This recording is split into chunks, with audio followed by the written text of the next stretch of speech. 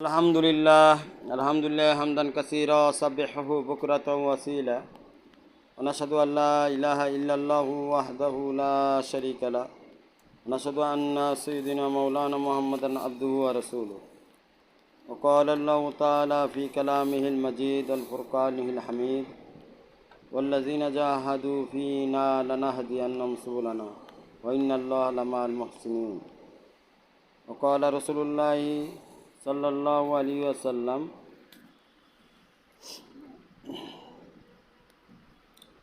মান ইত্তাকাল্লাহ সারা আমিনান ফি বিলাদি আও কামা ক্বালা আলাইহিমুস সালাতু ওয়াসসালাম। আল্লাহ পাকের অশেষ মেহেরবানি যে রব্বুল আলামিন আমাদেরকে খানকায়ে এমদাদিয়ায় আসার বসার তৌফিক দান করেছেন, এই জন্যে আমরা সেই রব্বুল আলামিনের দরবারে দিল থেকে মন থেকে শুকরিয়া আদায় করি, বলি আলহামদুলিল্লাহ।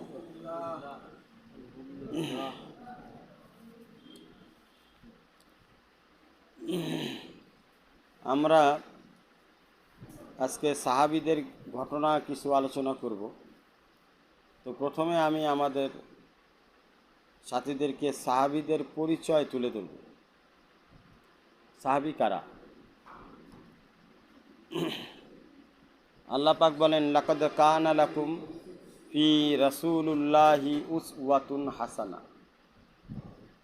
নিশ্চয়ই তোমাদের জন্য সর্বোত্তম আদর্শ হচ্ছে আমার আপনার হাবিব আল্লাহ রসুল সাল্লাল্লাহু আলাইহি সাল্লাম সাইয়্যিদুল মুরসালিন খাতামুন নবীন, ওনার আদর্শ। রসুলের আদর্শে আদর্শী যারা, রসুলের আদর্শকে নিজেদের জীবন গড়েছেন যারা, তাদেরকেই সাহাবী বলা হয়। পরিপূর্ণ রসুলের আদর্শকে নিজেদের আদর্শ বানিয়েছে। হযরত আব্দুল্লাহ ইবনে মাসউদ রাদিয়াল্লাহু তাআলা আনহু আল্লাহ রসুল সাল্লাল্লাহু আলাইহি সাল্লামের খুব প্রিয় এবং আদরের এক সাহাবী ছিলেন। হযরত ওমর রাদিয়াল্লাহু তাআলা আনহু, হযরত আবু বকর রাদিয়াল্লাহু তাআলা আনহু, ওনারা যদি রসুল সাল্লাল্লাহু আলাইহি সাল্লামের দরবারে যেতেন অনুমতি নিয়ে যাওয়া লাগত। কিন্তু হযরতে আব্দুল্লাহ ইবনে মাসউদ রাদিয়াল্লাহু তাআলা আনহু যদি রসুল সাল্লাল্লাহু আলাইহি সাল্লামের দরবারে যেতেন তো সরাসরি প্রবেশ করতেন, অনুমতি নেওয়া লাগতো না।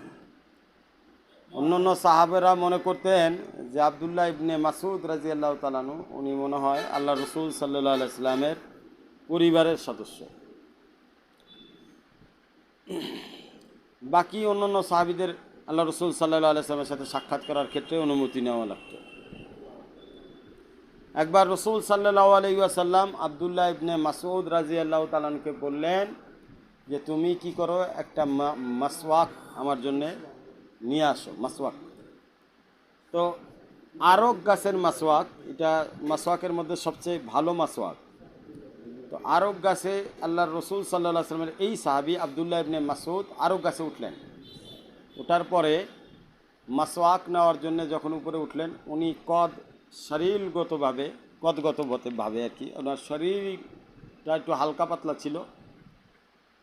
তো অন্যান্য সাহাবারা ওনার শরীর দেখে যখন উপরে উঠছে, শরীর হালকা পাতলা ছিল, এটা দেখে হেসে দিছে। আল্লাহ রসুল সাল্লাল্লাহু আলাইহি সাল্লাম ওই সাহাবীদের দিকে ইশারা করে বললেন যে তোমরা হাসতেছ আব্দুল্লাহ ইবনে মাসউদকে দেখে, তার একটা পায়ের দাম পুরা পৃথিবী বেচলেও হবে না, এত দাম তার পায়ে। কেন এত দামি হলেন? আল্লাহ রসুল সাল্লাল্লাহু আলাইহি সাল্লামের সোহবত উঠেছে, ওনার নিকটবর্তী ছিলেন, ওনার সোহবত এত বেশি উঠাইছেন যে আল্লাহ পাক তাকে অনেক দামি বানাই দিয়েছে। কেমন দামি বানাইছে? হযরতে ওমর রাদিয়াল্লাহু তাআলার জামানায় কুফাবাসীরা আব্দুল্লাহ ইবনে মাসউদ রাদিয়াল্লাহু তাআলার ব্যাপারে বললেন যে ওনাকে আমরা চাই। হযরত ওমর রাদিয়াল্লাহু তাআলা বললেন যে দেখো, আব্দুল্লাহ ইবনে মাসউদকে আমাদেরই অনেক বেশি প্রয়োজন। আমি চাচ্ছিলাম যে আব্দুল্লাহ ইবনে মাসউদ আমার সাথে থাক, আমার কাছেই থাক, কিন্তু তোমরা যেহেতু দাবি করছো দ্বীনের দাবি, দাওয়াতে তাবলীগের দাবি, দ্বীন শিক্ষার দাবিতে আমি তোমাদের কথা মেনে নিলাম, যাও তোমরা আব্দুল্লাহ ইবনে মাসউদকে নিয়ে যাও। তখন আবদুল্লাহ ইবনে মাসউদ কুফায় বসলেন, ওখান থেকে এলেমের মার্কাজ শুরু হয়ে গেল। এখানে একটা বিষয় বোঝার, যে আগে কিন্তু সোহবতের মাধ্যমেই মূল এলেম অর্জন করা হতো। আমাদের বর্তমান সময়ে সমাজে যে মাদ্রাসা দেখা যাচ্ছে একটা প্রাতিষ্ঠানিক রূপ নিয়েছে। আগে এরকম প্রাতিষ্ঠানিক রূপ ছিল না। আগে সাহাবীরা আল্লাহ রসুলের সোহবতে এলেম অর্জন করছে, এবং ওনাদের সোহবতে বাকিরা তাবেইন তাবেইন ওনারা এলেম অর্জন করছে এবং ওর উপরে আমল করছে। তো ওখান থেকে মাদ্রাসা শুরু হয়ে গেল। তো এলেমের মূল উদ্দেশ্য হলো কি? এলেমের মূল উদ্দেশ্য হলো নূর অর্জন করা। কিন্তু নূর অর্জন করার আগে তিনটা বিষয় জরুরি। এক নম্বর হলো মালুমাত হাসিল করা, অর্থাৎ আমি কোনো বিষয়কে আগে যদি ওই বিষয় সম্পর্কে আপনার জ্ঞান না থাকে, তাহলে আপনি কিন্তু ভিতরে ভিতরে ভয় পাবেন না, ভিতরে একটা ভয় কাজ করবে, কারণ আপনি যেটা জানেন না সেটা করা আপনার জন্য কঠিন হবে। যে কিরাত পড়তে জানে না, তার নামাজ পড়াইতে ভয় লাগবে, কারণ সে কিরাত পড়তে জানে না, কিরাত সম্পর্কে তার মালুমাত নাই, জ্ঞান নাই, অর্জন করে নাই। মালুমাত মানে ওই বিষয়ে সে জ্ঞান অর্জন করে নাই। তো ইসলামের দিক থেকে আমরা অনেকেই পিছায় যাওয়ার পিছনে বিশেষ কারণ হলো আমরা সোহবত থেকে ফায়দা উঠাই না। সোহবত থেকে ফায়দা উঠাই না, শুধু বয়ান শোনার জন্য আসি, বয়ান শুনে যাই, কিন্তু এই পর্যন্তই। এই বিষয়টাকে আমরা আমাদের অন্তরের মধ্যে প্রবেশ না করানোর কারণে, এটা আমাদের জ্ঞানের ডায়েরিতে লিপিবদ্ধ করে না রাখার কারণে আমরা সমাজের খেদমত করতে গিয়ে, দিনের দাওয়াতের কাজে, তালিম তাআল্লুমের কাজে, মানুষকে শেখানোর বোঝানোর ক্ষেত্রে গিয়ে আমরা কিন্তু বাধাগ্রস্ত হয়ে যাচ্ছি।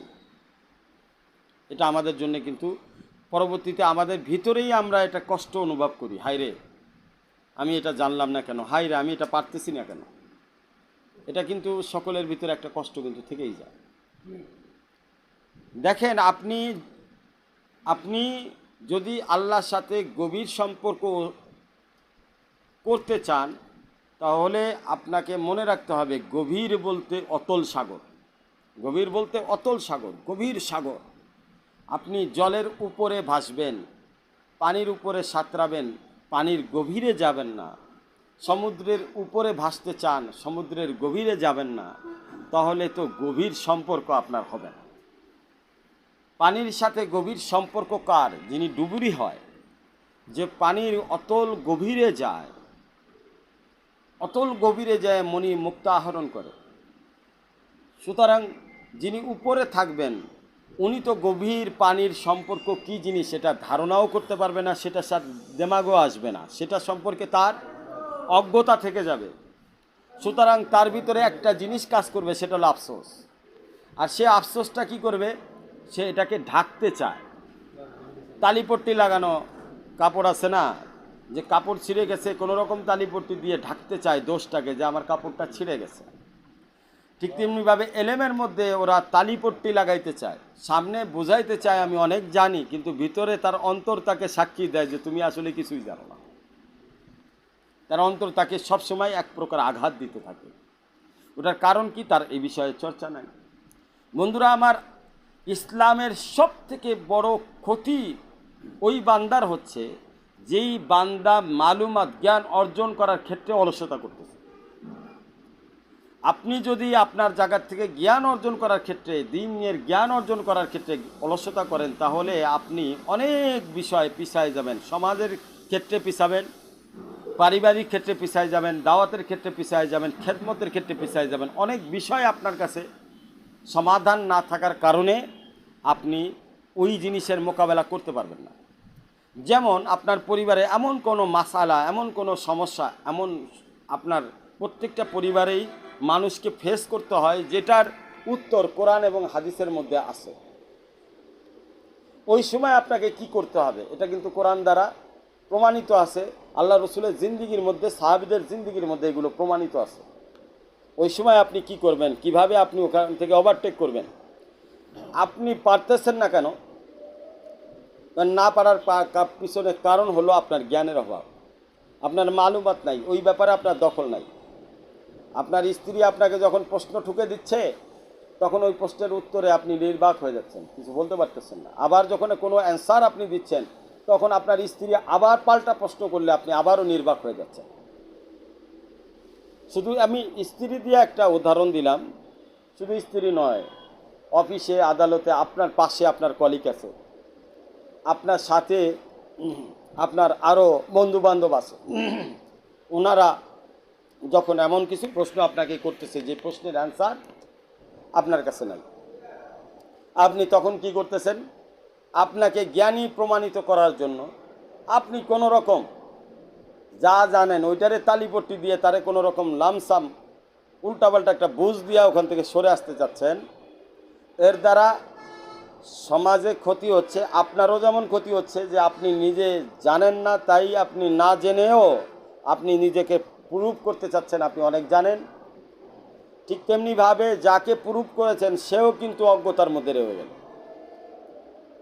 সুতরাং অজ্ঞতা থেকে বের হয়ে আসার জন্য, অন্ধকার থেকে বের হয়ে আসার জন্য এলেমের নূর দরকার। আর এলেমের নূর আপনি অর্জন করার জন্য আপনাকে সর্বপ্রথম যে বিষয়টা গুরুত্বপূর্ণ সেটা হচ্ছে আপনি আপনার জায়গা থেকে এলেম অর্জন করা, জ্ঞান অর্জন করা, মালুমাতকে আপনার ভিতরে একত্রিত করার জন্য আপনার অধীর আগ্রহ থাকা দরকার। আমরা আপনার কাছে সবসময় প্রেজেন্টেশন করি। আমরা যখন আসি কানকায়েম দাদিয়া মার্কাজুল হক খুদ্দামুদ্দিনে, তখন আমরা সবসময় নতুন কিছু বিষয় আপনাদের কাছে উপস্থাপন করে থাকি। কেন করি? যাতে করে আপনাদের মালুমাতের পরিধি বৃদ্ধি হয়। আপনি যতক্ষণ পর্যন্ত মালুমাতের পরিধি বৃদ্ধি না করবেন, আপনার পরিধি, আপনার জ্ঞানের এলাকা আপনি জায়গা প্রশস্ত না করবেন, তো দখল কিভাবে করবেন? দুনিয়ার লাইনে যার যত বেশি অর্থ থাকে সে তত অর্থের বিনিময়ে জায়গা ক্রয় করতে পারে, জমি ক্রয় করতে পারে, বাড়ি গাড়ি তৈরি করতে পারে, তার অর্থের ব্যালেন্সের উপরে। যদি ব্যালেন্স না থাকে তাহলে ক্রয় করতে পারে না, ঠিক আছে না? ক্রয় করতে পারে না। সুতরাং ব্যালেন্স যার যত বেশি, সে দুনিয়ার ক্ষেত্রেও দেখা গেছে আগায় আছে, অগ্রসর হয়ে আছে। আবার আখিরাতের লাইনেও যার ব্যালেন্স যত বেশি, সেও আখিরাতের লাইনে অগ্রসর হয়ে আছে, ঠিক আছে? হ্যাঁ বন্ধুরা আমার, এই জন্য এক উদাহরণ দেই যে একটা কচি অল্প বয়সের মেয়ে একটা বুড়ার প্রেমে দেওয়ানা হয়েছে। বুড়া তারে বারবার বোঝানোর চেষ্টা করতেছে আমার ব্যালেন্স নাই, কি নাই। এখন প্রেমের দেওয়ানা হয়েছে, এখন ও ব্যালেন্স থাক বা না থাক তারে বিয়ে করবেই। তো আপনাদের কি মনে হয় যে বিয়ে করার পরে সংসার লেন্দি হবে, টিকবে? বুড়া তো বলেই দিচ্ছে যে আমার ব্যালেন্স নাই। তাহলে আপনি খেয়াল করবেন, যেখানে ব্যালেন্স থাকে না সেখানে কিন্তু মিলমিশও হয় না। আমার সাথে আপনার অন্তর মিলবে কখন? যখন আপনারও জ্ঞান অর্জন করার ইচ্ছা থাকবে, আর আমিও যখন আপনার কাছে জ্ঞান বন্টন করব, আর ওই বন্টিত জ্ঞানকে আপনি আপনার কাছে, আপনার থলের ভিতরে, আপনার অ্যাকাউন্টের ভিতরে জমা করে রাখবেন, এবং আপনি এটার উপরে চর্চা করতে থাকবেন, তখন আপনার সাথে আমারও বনবে, আপনিও অগ্রসর হবেন, আমিও অগ্রসর হতে থাকব। যেমন চাকরিতে যেরকম ডিউটি দেওয়া হয়, সেরকম ডিউটি যখন কর্মচারী বা কর্মকর্তা করেন, তো ডিউটির সাথে কর্মকর্তার যদি সমান মিল থাকে, তাহলে কিন্তু কোম্পানির মালিক লাভবান হয়, কোম্পানি অগ্রসর হয়। তো দিন ইসলাম এটা একটা কোম্পানির মতোই, এটা একটা প্রজেক্ট আল্লাহ পাক আমাদেরকে দিয়েছেন। এই প্রজেক্টটাকে, এই কোম্পানির এই প্রজেক্টটাকে বাস্তবায়ন করার জন্য আল্লাহ পাক 2,24,000, মতান্তরে 1,24,000 পয়গম্বর আমাদের কাছে প্রেরণ করেছে এই প্রজেক্টটাকে, দিন ইসলামের প্রজেক্টটাকে বাস্তবায়ন করার জন্য। সাহাবীরা সাকসেসফুল হয়েছে, সফল হয়েছে। কেন? তো তারা রসুল সাল্লাল্লাহু আলাইহি ওয়াসাল্লামের সোহবতে যে প্রজেক্টের জন্য যা যা দরকার প্রত্যেকটা বিষয় জেনে বুঝে জ্ঞান অর্জন করে সেইভাবে সাঁতার দিছে, সেইভাবে দৌড় দিয়েছে, যার কারণে সাহাবিরা এক একজন নুজুম বা তারকার রাজির মতো হয়ে গেছে। এবং সাহাবিদের নাম এর আগে মৌলানা মুফতি মুহাদ্দিস লাগানোর প্রয়োজন হয় না, নাম বলার সাথে সাথেই সকলে তাদের এলেমের নূরের কাছে ঝুঁকে যায়। সাহাবী রাদিয়াল্লাহু তাআলা নূরের কাছে ঝুঁকে যায়, কিন্তু কোনো হযরতে আবু বকর রাদিয়াল্লাহু তাআলা, আমি কোনো মৌলানা মুহাদ্দিস কিছুই বলি নাই। হযরতে ওমর রাদিয়াল্লাহু তাআলা কোনো মৌলানা মুহাদ্দিস মুফাসসির কিছুই বলি নাই। কারণ সারা বিশ্বের যত মুহাদ্দিস আছে, সারা বিশ্বের যত মৌলানা আছে, সারা বিশ্বের যত মুফতি আছে, এক আবু বকরের ইলমের কাছে কিছুই না, এক ওমর রাদিয়াল্লাহু তাআলার ইলমের কাছে তারা কিছুই না। কারণ তাদের কাছে এলম ছিল না, মালুমাতের সাথে সাথে মামুলাত ছিল। খেয়াল করে, শুধু এলেম ছিল না, তারা এলেম যেমন অর্জন করছে, ওই এলেমের উপরে যখন যেই এলেমটা অর্জন করছে সাথে সাথেই সেই এলেমের উপরে ঝাঁপ দিয়ে, আমলের সাগরের মধ্যে ঝাঁপ দিয়ে মণিমুক্তা আহরণ করছে, আল্লাহর সাথে সম্পর্ক করে নিছে। যখনই আল্লাহ রসুল সাল্লাল্লাহু আলাইহি ওয়াসাল্লাম যখনই যেই হাদিস, যেই বিষয়টা সাহাবীদের কাছে বলছে যে এই আমল করলে এই লাভ হয়, এই আমল করলে এই লাভ হয়, সাথে সাথে তারা সামিনা ওয়া তানা, শুধু শুনছে না, সাথে সাথে সেটার উপরে ইত্তেবা করছে, এটার উপরে নিজেদের জানকে ফেদা করে দিয়েছে, নিজেদের আমলের জিন্দিগির মধ্যে নিয়ে আসছে। যার কারণে এক একজন সাহাবীরা শুধু ইতিহাস পাতায়, সব পাতায় স্বর্ণ অক্ষরে নয়, কিতাবের পাতায় পাতায় তাদের নাম, কোরআনের প্রত্যেক আয়াতে আয়াতে সাহাবীদের নাম। সাহাবীদের অনুসরণ করার জন্য স্বয়ং আল্লাহ বলেছেন,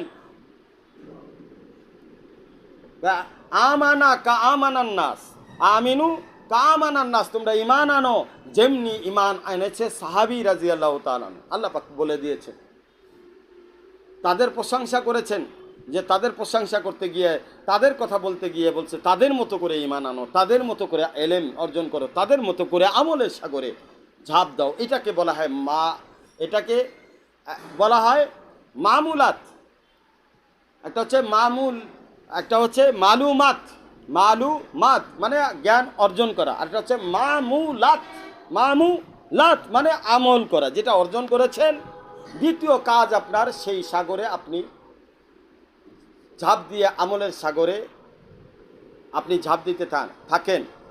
Rome was not built one a day, Rome শহর একদিনেই তৈরি হয় না। আমরা বড় বড় আল্লাহওয়ালাদেরকে দেখে আফসোস করি, আমরা বড় বড় আল্লাহওয়ালাদেরকে দেখে চিন্তার সাগরে ডুবে যাই, ওনারা এত কিছু পারে কিভাবে, এত সম্পর্ক ওনাদের কিভাবে হয়েছে, ওনারা একদিনই এই পর্যায়ে যায় নাই। আপনি জানলেন, জানার পরে বাড়িতে গেলেন, জানা শেষ, বাড়িতে গেলেন, আমলও শেষ, এটাকে ধরে রাখেন নাই। কিন্তু যারা যুগ যুগান্তরের মানুষের অন্তরকে পরিবর্তন করতে সক্ষম হয়েছে, যারা নিজেদের তকদির তো পরিবর্তন করছেই আল্লাহর কাছ থেকে দোয়ার মাধ্যমে। কারণ আল্লাহ রসুল সাল্লাল্লাহু আলাইহি ওয়াসাল্লাম বলছে, লা ইয়ারুদ্দু কাযা ইল্লা বিদুয়া, দোয়া হচ্ছে এমন এক শক্তিশালী হাতিয়ার, মানুষের তকদিরও পরিবর্তন হয়ে যায়। আমার শায়েখ পীর ও মুর্শিদ আরেফ বিল্লাহ শাহ হাকিম মোহাম্মদ আখতার সাহেব নাব্বারাল্লাহু মারকাদাহু বলেন যে তুমি নিজে কষ্ট পেও না। কেন কষ্ট পেও না? যে তোমার তকদির পরিবর্তন হচ্ছে না।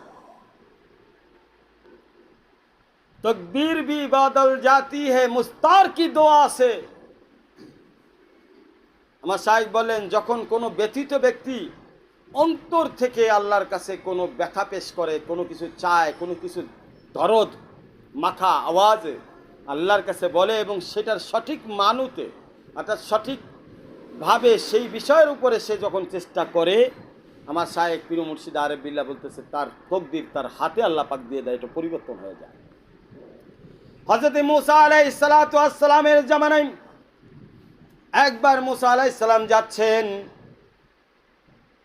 পথের মধ্যে এক মহিলা বলতেছে, এ মুসা, আপনি আল্লাহর সাথে কথা বলেন, আমার তো কোনো সন্তান হয় না, আল্লাহ কি আমার ভাগ্যে কোনো সন্তান রেখেছি কি না? আপনি একটু আল্লাহর সাথে কথা বলেন। মূসা আলাইহিস সালাতু ওয়াস সালাম আল্লাহর সাথে কথা বলে তুর পাহাড়ে কথা বলা যখন শেষ হলো, তখন কথা বলার শেষে আল্লাহ পাক এই মহিলার আরজি পেশ করে দিলেন, রব্বুল আলামিন আপনার এক বান্দি আপনার কাছে আরজি পেশ করেছে। হ্যাঁ মূসা বলো কি আরজি পেশ করেছে? আরজিটা হলো সে জানতে চায় তার কোনো সন্তান হবে কি না। তার তো কোনো সন্তান হয় না, অনেক দিন ধরে চেষ্টা করতেছে, তারপরও সন্তান হয় নাই। এই জন্য অবশেষে আপনার কাছে আরজি পেশ করে দিয়েছেন। আল্লাহ পাক সাথে সাথে মূসা আলাইহিস সালাতু ওয়াস সালামকে বললেন, হে মূসা তাকে বলে দাও তার কোনো সন্তান কপালে নাই। মূসা আলাইহিস সালাতু ওয়াস সালাম এই মহিলাকে বলে দিলেন, তোমার কপালে আল্লাহ পাক সন্তান রাখে নাই, ভাগ্যে নাই। আমি এই বিষয়টা, ভাগ্যের বিষয়টাই কিন্তু নিয়ে আপনাদের সামনে পেশ করতেছি, একটু খেয়াল করবেন। আমি যে আলোচনা করছি সেই আলোচনার প্রেক্ষাপটে এই ঘটনাটা আনাটা জরুরি হয়ে পড়ছে, এই জন্যই ঘটনাটা আনতেছি। কারণ ওই প্রেক্ষাপটটা বুঝতে গেলে আপনার এই ঘটনাটা জানতে হবে ভাইয়া। আপনি যদি ঘটনাটা না জানেন, এটা না বুঝেন, তাহলে ওই প্রেক্ষাপটটা আপনার কাছে মিসিং হবে, আপনি বুঝতে পারবেন না। আসলে ওই যে বলা হয়েছে, আমার শাইখ পীর মুর্শিদ আরিফ বিল্লাহ শাহ হাকিম মোহাম্মদ আখতার সাহেব নাব্বারুল মারকাদাও বলেছেন যে তকদীর বি বদল জাতি হে মুস্তার কি দোয়া সে, মানে একজন ব্যথিত হৃদয় ব্যক্তি যখন আল্লাহর কাছে দোয়া করে তার ভাগ্য পরিবর্তন হয়ে যায়, সম্ভব এটা। এই বিষয়টা বোঝানোর জন্য এই ঘটনাটা আনাটা জরুরি হয়ে পড়ছে, তাই আনতেছে। মূসা আলাইহিস সালাতু ওয়াস সালাম এই মহিলাকে বলে দিলেন আপনার ভাগ্যে কোনো সন্তান নেই। তো এরপরে বহুদিন পার হয়ে গেছে, বহুদিন। এরপরে হঠাৎ করে মূসা আলাইহিস সালাম ওখান দিয়ে যাচ্ছেন, তখন ওই মহিলা মূসা আলাইহিস সালামকে ডাক দিয়ে বললেন যে তোমার রব, তোমার প্রতিপালক, আমাদের রব, আমাদের প্রতিপালক বললেন যে আমার সন্তান হবে না, আমার তো তিনটা সন্তান, এটা কিভাবে হলো? একটু বিষয়টা যাচাই করো, তো তুমি আর কি সঠিক শুনছিলা না সঠিক শুনো নাই, না আমাকে মিথ্যা বলেছ, নাকি তোমার রব, আমাদের রবই মিথ্যা বলে? বিষয়টা আমি, কনসেপ্টটা ক্লিয়ার হতে চাই, বিষয়টা আমি পরিষ্কার হতে চাই। তো মূসা আলাইহিস সালাতু ওয়াস সালাম গেলেন পাহাড়ে, গিয়ে আল্লাহর সাথে কথা, আর কি বলবে, মন তো খারাপ, এমন কথা বলছে, একটা নবী হয়ে সে তো আর এটা সহজে মেনে নিতে পারছে না। আল্লাহ পাকও বুঝছেন যে মূসা আলাইহিস সালাম কি বলতে চায়। আল্লাহ পাক বললেন, হে মূসা তুমি কি বলতে চাও আমি বুঝতে পেরেছি। ওই প্রশ্নের উত্তর পেতে হলে তোমাকে একটা কাজ করতে হবে। আমার মানুষের গোশত খেতে মনে চেয়েছে, একটা প্লেট নাও আর একটা চাকু নাও, নিয়ে মানুষ তোমার উম্মতের কাছে যাও, যে বলো আল্লাহর খোদা পেয়েছে, মানুষের গোশত খাবে, কে দিতে রাজি আছে? এখন মূসা আলাইহিস সালামও গেল, চাকু আর ছুরি নিয়ে গেল, প্রত্যেক উম্মতের কাছে বলে আল্লাহর গোশত খাইতে মন চাইছে, তুমি একটু গোশত খাও, কেউ দিতে রাজি না। মূসা আলাইহিস সালাম অত্যন্ত মন খারাপ করে যাচ্ছে জঙ্গলের মধ্যে দিয়ে, এর মধ্যে এক পাগল মূসা আলাইহিস সালামকে দেখে বলতেছে, ও মূসা কই যাও? কেন ডাকো পাগল? আর কারণ তো আছে, তুমি দাঁড়াও না, কোথায় যাচ্ছ? আল্লাহর সাথে সাক্ষাৎ করতে যাচ্ছ, কিছু হয়েছে কি, কোনো ব্যবস্থা কি করতে পারলা? মূসা তোরে বলে কি লাভ? মূসা আলাইহিস সালাম বলতেছে, লাভও তো হতে পারে, যেহেতু কোনো উম্মতি রাজি হয় নাই, তোমার কোনো উম্মত, তো আমি তো বিষয়টা টের পেয়েছি, আমার কাছে আসো। মূসা আলাইহিস সালাম অবাক হয়ে গেল, কী ব্যাপার, কীভাবে টের পাইলে? তোমার পেরিশানি আর তোমার হাতে চাকু আর ছুরি, এটা প্রমাণ করতেছে যে কোনো বড় ধরনের ঘটনা ঘটছে। বলো আমাকে কী ধরনের ঘটনা ঘটছে, যেই কারণে তুমি পেরিশান, কেউ তোমাকে বলে রাজি হয় না। মূসা আলাইহিস সালাতু ওয়াস সালাম তখন বললেন, আল্লাহ পাক বলেছেন সে মানুষের গোশত খেতে চায়, কিন্তু আমার উম্মতের মধ্য থেকে কেউ রাজি হয় নাই, তুমি কি দিবা কিনা? তখন এই পাগল বলল, আরে মূসা তুমি কি আল্লাহরে জিজ্ঞেস করেছো তুই কোন জায়গার গোশত পছন্দ করে? রানের মাংস পছন্দ করে, নাকি মাথার গোশত পছন্দ করে, নাকি শরীরের পিঠের গোশত পছন্দ করে, নাকি পায়ের গোশত পছন্দ করে, নাকি হাতের গোশত পছন্দ করে? আরে মূসা তুমি কি আল্লাহকে জিজ্ঞেস করেছিলাম কোন জায়গার গোস্ত তার পছন্দ তুমি কি আল্লাহকে জিজ্ঞেস করেছিলা? এখন বলতেছে না তো, আমি তো আল্লাহর এটা জিজ্ঞেস করি নাই। যখন জিজ্ঞেস করো নাই, তোমার জিজ্ঞেস করা উচিত ছিল, তুমি তো নবী, তোমার জিজ্ঞেস করা উচিত ছিল, এটা মহব্বতের দাবি যে আল্লাহ তুমি কি খেতে চাও। কারণ সবারই তো একটা চয়েস থাকে, গোস্ত খেতে চাইছে, তো কোন ধরনের গোস্ত, কিভাবে পাকাইলে, কেমনে খাওয়াইলে, কিভাবে খাইলে আপনি খুশি হবেন, এটা জিজ্ঞেস করাটা স্বাভাবিক, কুশল বিনিময় করাটা আপনার দরকার ছিল। যাই হোক, ছুরি আর চাকু আমার কাছে দেন, আমি সব জায়গার থেকে গোস্ত কেটে দিচ্ছি, মাথার থেকে, পায়ের থেকে, হাতের থেকে, রানের থেকে, পিঠের থেকে, সব জায়গার থেকে আমি গোস্ত কেটে দিচ্ছি। আপনি আল্লাহকে বলবেন যেই জায়গার গোস্ত তার পছন্দ হয় যেন খেয়ে নেয়। রক্তে রক্তাক্ত হয়ে গেল এই পাগল, আল্লাহর মহব্বতে নিজের শরীরে রক্তাক্ত করে দিলেন এবং রক্তমাখা শরীরে তিনি ফিরে গেলেন জঙ্গলের ভিতরে। মুসা আলাইহিস সালাম আল্লাহর কাছে গেলেন, আল্লাহকে বললেন গোস্ত নিয়ে এসেছি। আল্লাহ বলল, ও মুসা তুমি তো দিতে পারতা, তুমি কেন দাও নাই? তুমি তো বলতে পারতা যে আল্লাহ উম্মতের কাছে যান কেন, আমি তো রাজি আছি, তুমি তো বলো নাই তো এই কথা। मोहब्बत दोनों जहां में जाकर यहीं जाकर पुकार आई, जिसे खुद यार ने चाहा उसे याद यार आई। मोहब्बत दोनों जहां में जाकर यहीं जाकर पुकार आई, जिसे खुद यार ने चाहा उसे याद यार आई। भाई मोहब्बत एक दूसरे से होते हैं, मोहब्बत कोई कोई अकेलापन नहीं, ये दोनों की सेक्रीफाइस से मोहब्बत तैयारी होता है। দুইজনই স্যাক্রিফাইস যখন করে, দুইজনই যখন কোরবানি দেয়, তখন মহব্বত তৈরি হয়। বন্ধু আমার, আল্লাহ পাক বান্দার কাছ থেকে যা চায়, বান্দাও যদি সেইভাবে কুরবানি দেয়, তার নাম মহব্বত।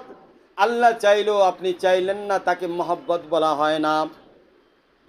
मोहब्बत से होता है उल्फत, मगर इश्क हकीकी उससे भी बड़ी है। मोहब्बत से होता है उल्फत, मगर इश्क हकीकी उससे भी बड़ी है। जिसको नसीब हो जाए अल्लाह पाक उसका महबूब होता है। मोहब्बत থেকে উলফত তৈরি হয়, উনস তৈরি হয়, তার ভিতরে একটা টান টান অনুভব হয়, টান টান টান টান টান টান, উইন উইন উইন উইন তরতিব তৈরি হয়। উইন উইন উইন উইন বলছে বিজয়, উইন মানে আরবি ইংরেজিতে বিজয় বলা হয়। উইন উইন তরতিব, সে বিজয় লাভ করে নিজের নফসের উপরে। উইন উইন সিস্টেম, সে যেমন নিজের নফসের উপরে বিজয় লাভ করে, আল্লাহ পাকের মহব্বতের উপরেও সে বিজয় লাভ করে। তাই এটাকে কি বলা হয়? এটাকে ইশকে হাকিকি বলা হয়। বন্ধু আমার, তখন আল্লাহ পাক বললেন, যেই বান্দার ভালোবাসার মাকাম এত, আমার গোস্ত খাইতে মন চাইছে, শরীরের বিভিন্ন জায়গার থেকে গোস্ত দিয়ে দিল, এই পাগল বান্দা না, এসব থেকে হুঁশিয়ার বান্দা এই বান্দা ওই আমার এই বান্দির কাছে গিয়েছে, যাই বলছে, মা যদি কোনো খাবারের ব্যবস্থা থাকে খাবার দাও, ক্ষুধা লেগেছে, তুমি যা চাইবা আমি তোমার জন্য দোয়া করে দিব। এই মহিলা তাকে খাবার দিয়েছে, পরিপূর্ণভাবে তাকে পরিতৃপ্ত করেছে। পরিতৃপ্ত করার পরে এই মহিলা বলছে, বাবা যান, আমার সন্তানের দরকার। মুসা আলাইহিস সালামকে বলেছিলাম, মুসা আলাইহিস সালাম বলছে, আল্লাহর কাছ থেকে কথা শুনে বলছে, আমার নাকি ভাগ্যে নাই। তখন এই পাগল বলছে, কে বলছে ভাগ্যে নাই? আমি তোরে একটা দিলাম, দুইটা দিলাম, তিনটা দিলাম, প্রথমটার নাম এইটা রাখবি, দ্বিতীয় নাম এইটা রাখবি, তৃতীয়টার নাম এইটা রাখবি। যখন इश्क वजूद में आ जाता है, बंदर अल्लाह के दरमियान पर्दा नहीं होता, ऐसे इश्क की मकाम हासिल होता है। बंदा जो कह देता है अल्लाह का बात होती है। যখন বান্দার আল্লাহর মধ্যে পর্দাই না থাকে, তো বান্দা যা বলবে ওটাই আল্লাহর কথা হয়ে যায়। কারণ পর্দা নাই, কি নাই? হায়েল তো মানুষকে আলাদা করে, পর্দা তো মানুষকে আলাদা করে, কিন্তু এশকে হাকিকি এমন এক রূপ, এমন এক রং যার ভিতরে এশকে হাকিকি প্রবেশ করে, ওই রং যার ভিতরে চড়ে যায়, তখন আল্লাহকে খুঁজতে আরো সেদিকে তাকানো লাগে না, তার কলবের মধ্যে তাকালেই আল্লাহকে খুঁজে পাওয়া যায়। বান্দা যখন কলবের মধ্যে তাকায়, তাকানোর সাথে সাথে আল্লাহকে দেখতে পায়, আল্লাহকে বুঝতে পায়, আল্লাহর সাথে তার কথাবার্তা হয়। তুম সা কোই হামদম কোই দম সাজ नहीं है, तुम सा कोई हमदम कोई दम साज नहीं है, बातें तो है हर दम मगर आवाज नहीं है, एक हम तुम है आगा ये राज खुफी से, मालूम किसी और को ये राज नहीं है। আমার শায়েখ পীর মুর্শিদ আরিফ বিল্লাহ শাহ হাকিম মোহাম্মদ আখতার সাহেব নাব্বারুল্লাহ মারকাদ ওই কবিতার মাধ্যমে বুঝাইতে যাচ্ছে, এক হচ্ছে ইবাদতের মাধ্যমে বান্দা আল্লাহর নিকটবর্তী হয়, কথা বলে, নামাজের মাধ্যমে কথা বলে, জিকিরের মাধ্যমে কথা বলে, রোজার মাধ্যমে আল্লাহর সাথে কথা বলে। এক হচ্ছে ইবাদতের মাধ্যমে কথা বলে, আরেকটা হচ্ছে কাইফিয়াত, আরেকটা কি? কাইফিয়াতের মাধ্যমে কথা বলে। কয় এটা ইবাদত না, ইবাদতের রঙের মাধ্যমে কথা বলে, কাইফিয়াত। কয় বান্দার হালত মাঝে মাঝে এমন অবস্থা হয়ে যায়, ইশকের মধ্যে তুফান এসে যায়, তখন বান্দা আল্লাহ তাআলার সাথে কলবিভাবে আল্লাহর সাথে কথা বলতে থাকে আর দিদারে মত্ত থাকে। বন্ধুরা আমার শায়েখ পীর মুর্শিদ আরিফ বিল্লাহ শাহ হাকিম মোহাম্মদ আখতার সাহেব নাব্বারুল্লাহ মারকাদাও বলেন, मुझे पीने को है दोस्तों आसमानों से मैं उतरती है, जो आसमानों से उतरती है मैं उसे पीने को कहा किसने हराम। আমার শায়েখ পীর মুর্শিদ বলে, তোমরা গাঁজা মদ ফেনসিডিল খায়া লাড হয়ে থাকো, বাপরে চাচা কও, চাচারে মামা কও, মা রে বাবি কও, বাবি রে মা কও, বউ রে মা কও, মাঝে মাঝে তুমি তোমারও কি কও, তোমার হুঁশ থাকে না। আরেকটা হলো নেক আর পবিত্র শরাব, সেটা হলো ইশকে হাকিকির রং, যেটা আল্লাহ পাক উপর থেকে বান্দার কলবের উপরে নাজিল করে। যখন এই ইশকে হাকিকি বান্দার কলবের মধ্যে নাজিল করে, তখন তার ভিতরে, তার দিমাগের মধ্যে এমন এক মহব্বত, এমন এক ইশক, এমন এক নূরের কাইফিয়াত তৈরি হয়ে যায় যে সে মাঝে মাঝে নিজেকেও চিনতে পারে না। মারা जो एक हाथ गिरबा नहीं रहा, देखा जो अपनी तरफ को मैं भी नहीं रहा। যখন আমি আল্লাহ তাআলার ইশকে এমন এক জরবে আল্লাহর জিকির যখন শুরু করলাম, তখন আমি দেখলাম আমার পুরো অবয়বটাই নূর হয়ে গেছে।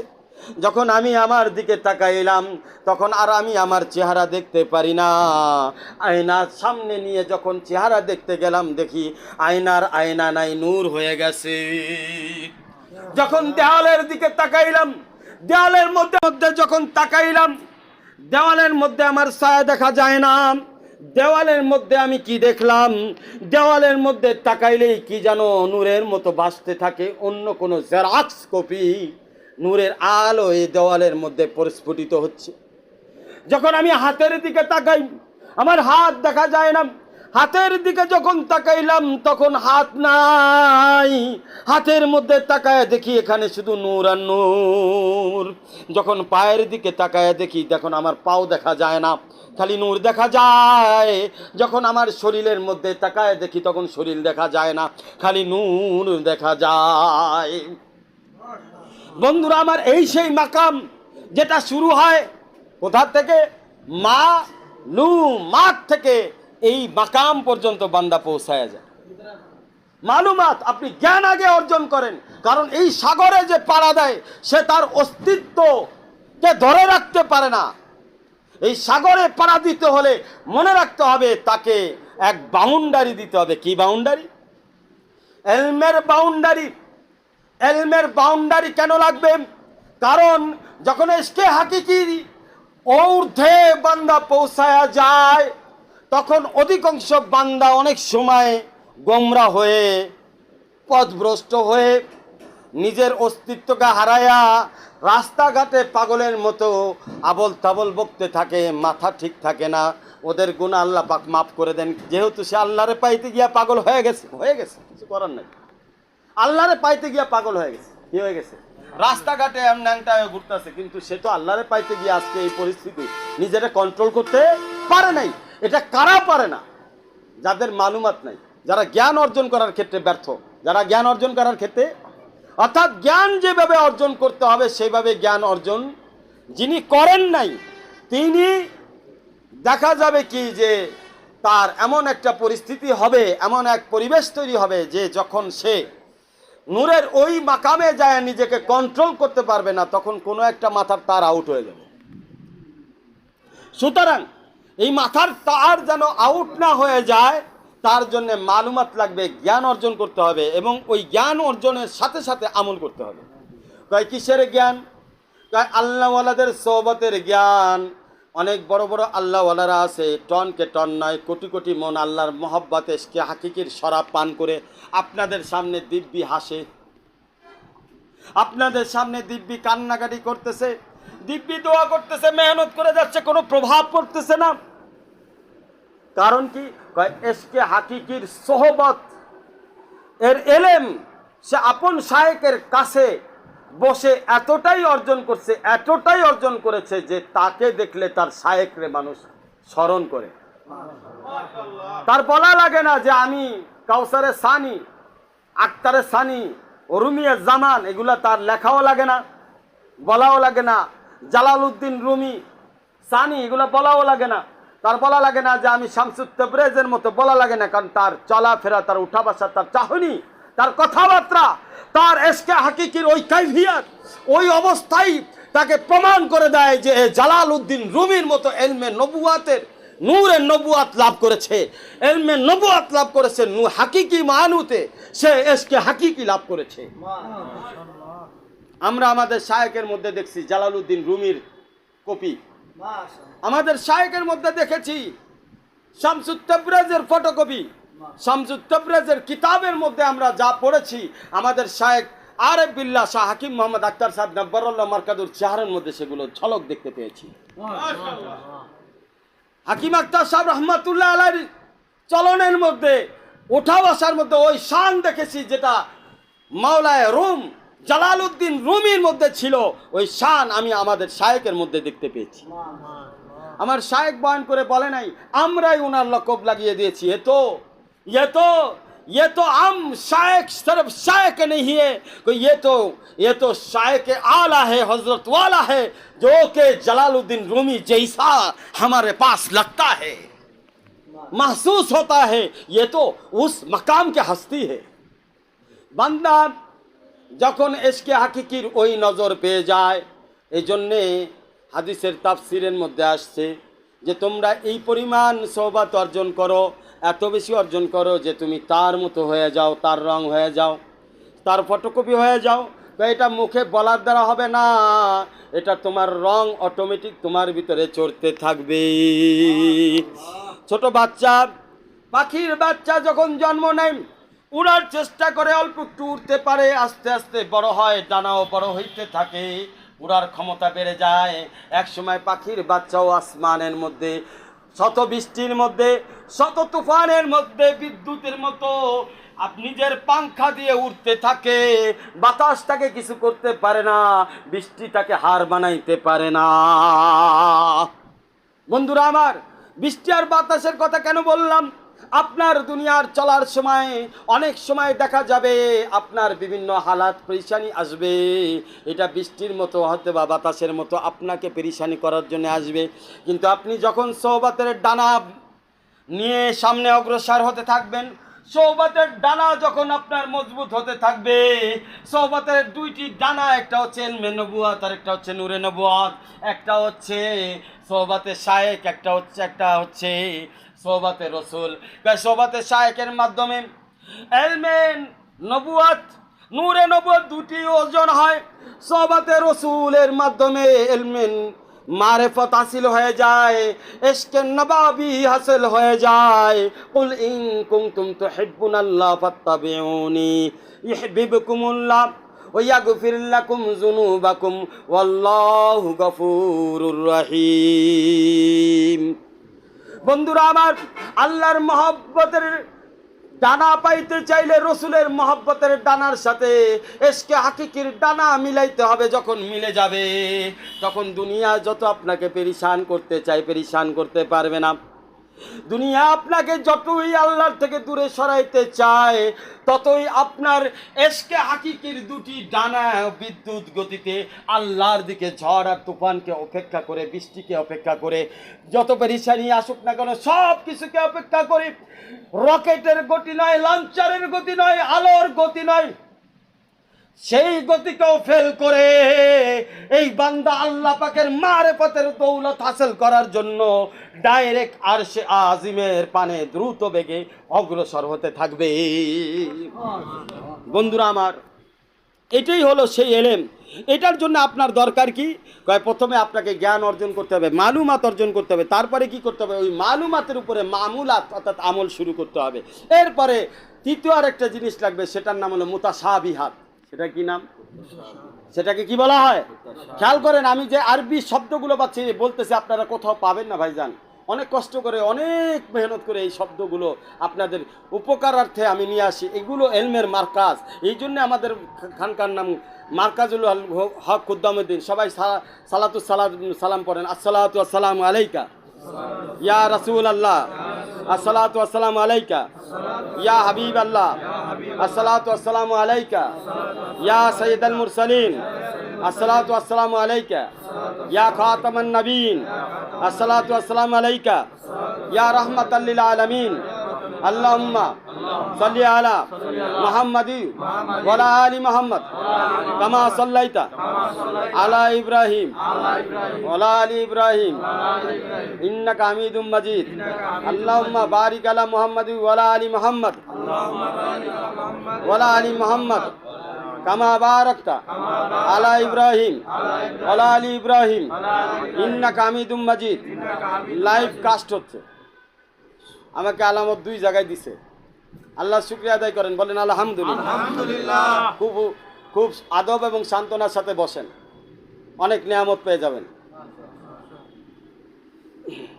তো তৃতীয় নম্বর বিষয় হচ্ছে মুতাশাবিহাত। কি মুতাশাবিহা? এটা কোরআনের মধ্যে আয়াতের মধ্যে কিছু কিছু আয়াতের সাথে আয়াতের মিল হয়ে যায়।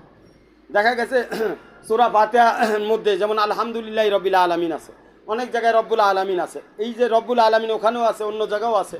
এই যে আয়াতে আয়াতে মিলে গেল, এটাকে মুতাশাবিহা বলে। আরেকটা বলে হরুফে মুতাকাত। এটাকে বলে যেই হরফগুলো মুতাশাবিহাত না, আলাদা আলাদা আলাদা আলাদা।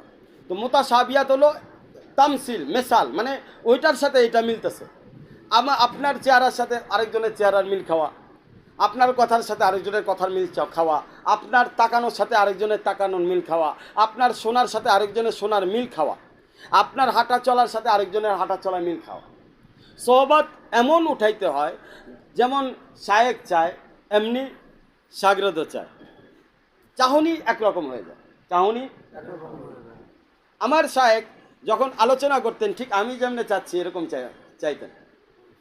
নিশ্চয়ই আমার শায়েকও এটা তার শায়েকের কাছ থেকে নিছে। তো এইভাবে দেখেন, তার শায়েক তার কাছ থেকে নিছে, তার শায়েক তার কাছ থেকে নিছে। এভাবে বিষয়টা যাইতে যাইতে হযরত আলী রাদিয়াল্লাহু তাআলার কাছ থেকে কাছ পর্যন্ত গেছে। আলী রাদিয়াল্লাহু তাআলা এই চাহনির পদ্ধতিটা কার কাছ থেকে নিছে? রসুল কাছ থেকে নিছে। তাহলে মেসাল তামসিল অর্থাৎ রসুলের চাহনি মুতাশাবিহা, মানে মুতাশাবিহা মানে হুবহু না, তার কাছাকাছি। আমাদের চাহনিটাও মিল হয়ে যাচ্ছে। কেন? আমি এই প্র্যাকটিসটা আমার শায়েকের কাছ থেকেই করছি। আমার শায়েক আলোচনার সময় এইভাবে তাকাইতেন, তো আমিও ঠিক ওইভাবেই প্র্যাকটিস করতেছি।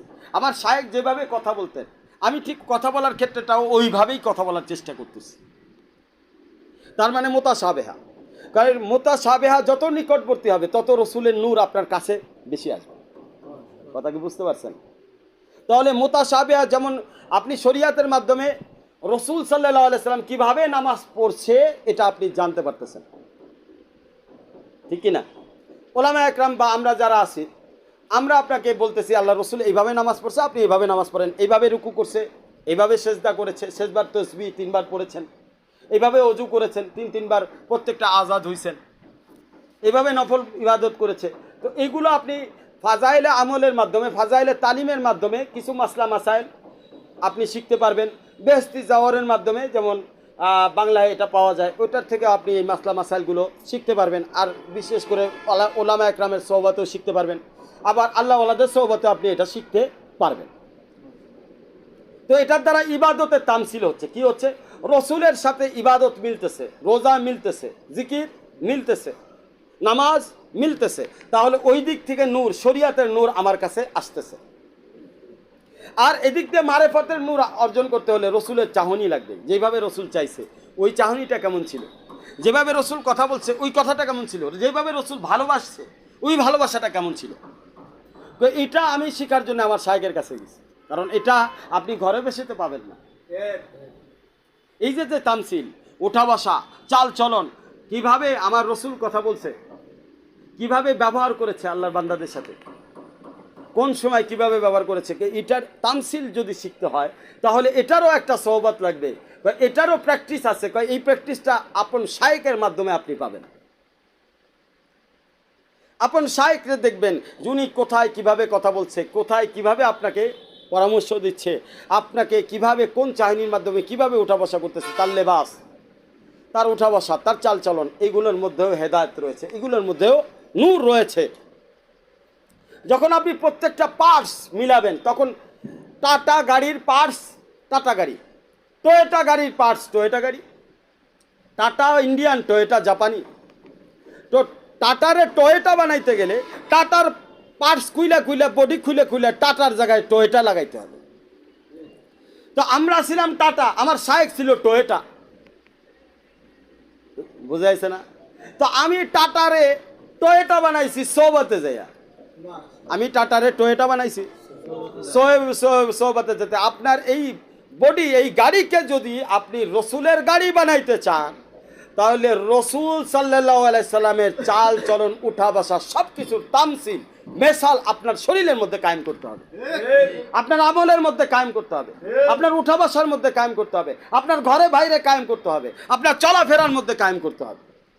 এটা আপনি কোথায় পাবেন? এটা তো কিতাবে নাই, এটা তো আপনাকে ডাইরেক্ট শিখতে হবে, এটা তো কিতাবে আপনি পাবেন না, এটাকে আপনার ডাইরেক্ট শিখতে হবে। ঠিক আপনাকে ওই হিকমতের মাধ্যমে ওইভাবেই আপনার ঝর্ণা, কলবের মধ্যে নূরের ঝর্ণা প্রবাহিত করতে হবে। বন্ধুরা আমার, এই সেই বিষয়, এটাকেই মুতাশাবিহাত বলা হয়। আপনাকে শুধু মালুমাত করলে হবে না, আপনি জানছেন ওটা করলে হবে না। মালুমাত অর্জন করার সাথে সাথে আপনাকে মামুলাতের মধ্যে যাইতে হবে, অর্থাৎ আমল করতে হবে। আর মালুমাতের করলেই আপনার যথেষ্ট হবে না, আপনাকে মুতাশাবিহাতের মধ্যে আপনার কদম রাখতে হবে। শায়েখ কেমনে পারে? আরে আপনি শায়েখের মতো হয়ে যান, আপনিও পারবেন। আপনি সেটা চান না, আপনি আলাদা আলাদাই থাকবেন, কেমনে হবে? আপনার রং আলাদা, আপনার কাজ আলাদা, শায়েখের মতো রং আপনি চড়াচ্ছেন না, তো আপনি ওই রং পাবেন কিভাবে? আপনার রঙের মধ্যে খুঁজে পাবেন না। আপনার রঙের মধ্যে যদি আপনি আল্লাহওয়ালাদের রং চড়াইতে পারেন, তাহলে আল্লাহওয়ালাদের কাজ আল্লাহ আপনার মাধ্যমে নিয়ে নেন। আল্লাহওয়ালাদের কাজ এবং আল্লাহওয়ালারা যেইভাবে চিন্তা করে, যেইভাবে কাজ করে, যেইভাবে তারা নূর অর্জন করছে, আপনিও সেটা অর্জন করতে পারবেন। সুতরাং আমি চেষ্টা করেছি আমার শায়েখকে দেখে নিজেকে ওইভাবে বানানোর, আমার শায়েখ চেষ্টা করছে তার শায়েখকে দেখে ওইভাবে বানানো। এইভাবে এই সিলসিলা রসুল পর্যন্ত চলে গেছে। রসুল থেকে এই ধারাবাহিকতাটা এইভাবেই চলে আসতেছে। তামসিল কায়েম হচ্ছে, মুতাশাবিহাত কায়েম হচ্ছে, এর মাধ্যমেই বান্দা আল্লাহওয়ালাতে পরিণত হচ্ছে। যখন মুতাশাবিহাত তৈরি হবে, খাসা যখন এক হবে, তো মাছ তো ধরা খাবে, খাসা যখন এক হবে পাখি তো ধরা খাবে। বোঝেন নাই? আপনি যেটা ধরতে চাচ্ছেন, যেই জিনিসটা ধরতে চাচ্ছেন, ওইটার অনুমান আপনাকে কায়েম করতে হবে। লাখ সাবানের ডাইলসে তৈরি হইলে লাখ সাবান হবে, লাইফ বয় সাবানের ডাইলসে তৈরি হলে লাইফ বয় সাবান হবে। এখন লাখ সাবানের ডাইলসে লাইফ বয় হবে না, লাইফ বয় সাবানের ডাইলসে লাখ সাবান হবে না। ঠিক তেমনিভাবে মুতাশাবিহাত না হলে আল্লাহকে পাবেন না। মুতাশাবিহাত রসুলের সাথে, রসুলের চাহনি, রসুলের কথাবার্তা। এই জন্য আমি বলেছিলাম যে সাহাবীরা হচ্ছে রসুলের আদর্শ। তারা নিজেরাই রসুলের আদর্শকে গ্রহণ করেছে, এমনভাবে তারা মুতাশাবিহাত কায়েম করেছে। মুতাশাবিহাত যেমনে রসুল কথা বলেছে তারাও ওইভাবেই রসুলের কথা বলেছে, যেমনে রসুল মেহনত করছেন ওইভাবে তারাও মেহনত করছে। আপনাদেরকে শায়েখ বলতেছে এইভাবে মেহনত করেন, এইভাবে সওয়াত অর্জন করেন, এইভাবে রেগুলার আসেন, তালিম করেন, জিকির করেন, রেগুলার দাওয়াত দেন, রেগুলার আপনি কি করেন, সূরা কিরাতের মস্ক করেন, 17 আমলের মস্ক করেন, আর আপন শায়েখের সওবাতে যান, নিজেরাও প্রতি সপ্তাহে যান এবং শায়েখ আসলে আপনারা আসেন। এইভাবে যদি আপনারা মেহনত করেন আপনারাও সেই জিনিস লাভ করবেন। সাহাবীরা এই জিনিসকে তাদের ভিতরে, রসুল সাল্লাল্লাহু আলাইহি ওয়াসাল্লামের মেসালকে তাদের ভিতরে কায়েম করছে। এই কারণে সাহাবীদের নামের আগে মৌলানা মুফতি লাগানোর প্রয়োজন হয় নাই। তাদের নাম শুনলেই চিনে ফেলছে কে। হযরত আবু বকর বললে সারা বিশ্বের হিন্দু, খ্রিস্টান, কাফেরদেরকেও যদি বলেন যে হযরত আবু বকর রাদিয়াল্লাহু তাআলা সাথে সাথেই বসে বলে ফেলবে এটা রসুলের সাহাবী। এতটাই তারা আপগ্রেড হয়েছে, এতটাই নিজেদেরকে উপরে উঠাইছে। মির্জা গালেব পাকিস্তানের এক কবি, ওনার একটা শের আপনাদেরকে শোনাই। মাকাম কি जुस्तजू में क्यों फिरता है ए राही, मकाम की जुस्तजू में क्यों फिरता है ए राही, तू खुद इतना अजीम बन जा कि मंजिल तुझे पुकारे। তুমি মাকাম লাভ করতে চাও কেন? চোখ বুঝে তুমিও আল্লাহওয়ালা হয়ে যাবে, ওইটা তোমার ধ্যান কেন? তুমিও ওই মাকাম ছুঁতে চাও, এই ধ্যান কেন? নিজেকে তামসিল, মেসাল, মুতাশাবিহাত বানায় ফেলো। কি ফেলো? যেই শায়েখ আল্লাহ তোমাকে দিছে আল্লাহওয়ালা বানানোর জন্য, আল্লাহওয়ালা বানানোর স্বার্থে যেই শায়েখের সোহবতে তুমি আসছো, তুমি সেই শায়েখের মতো হয়ে যাও। তার মতো রূপ যখন তুমি অর্জন করবা, তার রূপের বদৌলতে, যেমন মুসা আলাইহিস সালামের কাপড় পরিধান করার কারণে সমস্ত জাদুকরদেরকে আল্লাহ তার প্রিয় বান্দা হিসেবে ঈমান আনার তৌফিক দান করেছে। তুমিও আল্লাহওয়ালাদের পোশাক, লেবাস, আচরণকে যদি গ্রহণ করো এই নিয়তে যে না জানি আমার রসুলের চাহনি আমার শায়েখের চেহারার মধ্যে দেখা যায়, না জানি আমার রসুল যেভাবে কথা বলতেন আমার শায়েখ এইভাবেই কথা বলতেছে, আমার রসুল যেভাবে উঠা বসা করতেন আমার শায়েখ এইভাবেই উঠা বসা করতেছে। উনি এইটা জারাক্স কপি কার কাছ থেকে শিখে এসেছে? ওনার শায়েখের কাছ থেকে। এই জারাক্স কপি, এই এক্সরে মেশিনের জারাক্স কপি কার কাছ থেকে শিখে এসেছে? ওনার শায়েখ আশরাফ আলী থানভীর কাছ থেকে শিখে এসেছে রাহমাতুল্লাহ আলাইহি। বন্ধুরা আমার, এটা যখন আপনি করবেন তখন মাকাম আপনাকে নিজে তালাশ করবে, মাকাম আপনার তালাশ করা লাগবে না। কয় যখন আল্লাহ কাউকে তার মেহমান বানান, তাকে আল্লাহ পাক প্রথম বাইতুল্লাহে সফর করার তৌফিক দান করে দেয়। যাকে আল্লাহ পাক মেহমান বানান, এর চেয়ে বড় মেহমান বানায়, তাকে আল্লাহর রসুলের সাথে দিদার করার সৌভাগ্য দান করে দেয়। যখন আল্লাহ এর থেকেও বড় মেহমান বানায়, তখন আল্লাহ আসমানের মধ্যে ঘোষণা করে দেয়, ও আমার বন্ধু আমি ওর বন্ধু, ঘোষণা করে দেয়। তখন তোমরা শুধু নও, তখন বান্দারা নয়, যখন আল্লাহ ঘোষণা করে দেয় ও আমার বন্ধু আর ও আমি ওর বন্ধু, তখন ফেরেশতারাও ওই বান্দার সোহবত লাভ করার জন্য পাগল হয়ে যায়।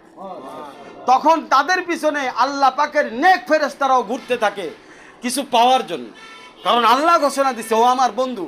বন্ধুর বন্ধু হয়, তাহলে এই বন্ধুর খেদমত করলে আমি আল্লাহর আরো নিকটবর্তী হব। তখন এই বন্ধুর সোহবতে ফেরেশতারাও আসে, এই জন্য তাদের জিকিরের মাহফিলে ফেরেশতারা আসে, তাদের দোয়ার মাহফিলে ফেরেশতারা আসে, তাদের প্রত্যেকটা আমলের মধ্যে ফেরেশতারা থাকে। কেন থাকে? কারণ আল্লাহ ঘোষণা করছে এ আমার বন্ধু, ও আমার বন্ধু, আমি ওর বন্ধু। তখন ফেরেশতারা তার কাছ থেকে ফয়জাত নেওয়ার জন্য উদগ্রীব থাকে, পাগল থাকে, দেওয়ানা থাকে। বন্ধু কি এর তোমাদের হিসাব? তারা আল্লাহর কাছে যায় বলে, ঘোষণা দেয়, মজলিসে হইলে ঘোষণা দেয়, এটা হাদিসের মধ্যে অহরহ আছে, ঘোষণা দেয়। বন্ধুরা আমার, সুতরাং সোহবত এমন এক দামি জিনিস যার মাধ্যমে মেহমান হওয়া যায়, নিকটবর্তী হওয়া যায়, আল্লাহর ফয়সালা, আল্লাহর বন্ধুত্বের ফয়সালা পাওয়া যায়। কথা ঠিক কিনা? কয় ঘটনা কি? কয় রাসূল সাল্লাল্লাহু আলাইহি ওয়াসাল্লাম 10 জনকে জান্নাতি ঘোষণা দিয়েছে। কথা ঠিক কিনা? এটাই সেই এলান, সেই ঘোষণা রসুল থেকে শুরু হয়ে গেছে, রসুল থেকে। আর আল্লাহ পাক আরেকটা ঘোষণা করে দিচ্ছে, কিয়ামত পর্যন্ত কেউ যদি আমার ঘোষণা, মহব্বতের ঘোষণার পাত্র হতে চায়, তাকে বলবো সে যেন আমার রসুলের হয়ে যায়। আর রসুল বলেছেন, কেউ যদি আমার হতে চায় তাহলে সে যেন আমার উম্মতের মধ্যে যারা সালিহিন তাদের হয়ে যায়। আমার উম্মতের মধ্যে যারা ওয়ালা ইবাদিল্লাহি সালিহিন তাদের হয়ে যায়, যারা সালিহিনদের হবে তারা রসুলের হবে, যারা রসুলের হবে তারা আল্লাহর হয়ে যাবে। উলিল আমরি মিনকুম, কোরআনের মধ্যে আল্লাহ পাক ঘোষণা দিয়েছেন উলিল আমর কারা? উলিল আমর হচ্ছে ওই সকল আল্লাহর ওলি যারা সালিহিন, তারা হচ্ছে উলিল আমরের অন্তর্ভুক্ত। সুতরাং যখন আপনি মুতাশাবিহাত অর্জন করবেন, তখন আল্লাহ পাক আপনাকে আরেকটা পুরস্কার দান করবে, সেটা হচ্ছে নূর। আল্লাহ পাক কোরআনের মধ্যে বলেছেন, ফাহুয়া আলা নূরিম মির রাব্বিহি, সে আল্লাহ পাকের নূরের মধ্যে সর্বদা থাকবে। তার ডাইনে নূর থাকবে, বামে নূর থাকবে, আগে নূর থাকবে, পিছনে নূর থাকবে, উপরে নূর থাকবে, নিচে নূর থাকবে, ভিতরে নূর থাকবে, বাইরে নূর থাকবে। কয় দলিল? আল্লাহ রাসূল সাল্লাল্লাহু আলাইহি ওয়াসাল্লাম নিজে দোয়া করছেন, আল্লাহুম্মা জাল ফি আইনি নূরা, আল্লাহ তুমি আমার চোখে নূর বানায় দাও। আল্লাহুম্মা জাল ফি ওয়াজহি নূরা, আল্লাহ তুমি আমার চেহারাকে নূর বানায় দাও।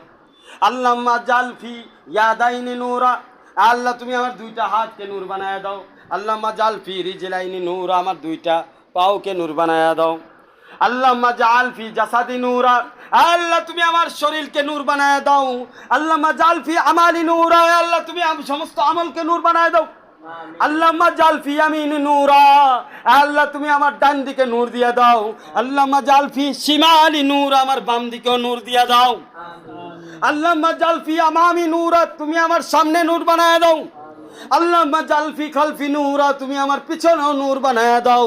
আল্লাহুম্মা জাল ফি ফাওকি নূরা, আল্লাহ তুমি আমার উপরে নূর বানায় দাও। আল্লাহুম্মা জাল ফি তাহতি নূরা, আমার নিচেও তুমি নূর বানায় দাও। সে কেমন জানো? নূরের সাগরের মধ্যে হাবুডুবু খাইতেছে। মান্তু সুদাম তু মানসুদি, মান্তু সুদাম তু মানসুদি, বাদাস কই না গুপ্তি, মান দিগারি তু দিগারি, আমি তোমার হয়ে গেলাম, তুমি আমার হয়ে গেলা। আমার ডাইনেও নূর, বামেও নূর, উপরেও নূর, নিচেও নূর, সামনেও নূর, পিছনেও নূর। ভাই যেদিকে তাকাই শুধু তোমাকেই দেখতে পাই। তাজাল্লি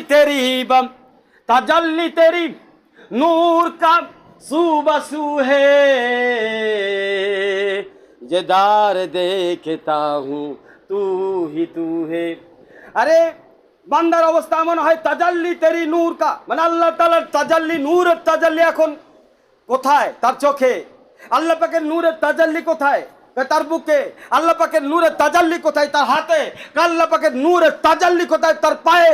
আল্লাহ পাকের নূরের তাজাল্লি কোথায়? তার ডাইনে, তার বামে, তার উপরে, তার নিচে, তার সামনে, তার পিছনে, সব জায়গায় সে আল্লাহ পাকের নূরের তাজাল্লি। তুমি তুর পাহাড় দেখতে চাও?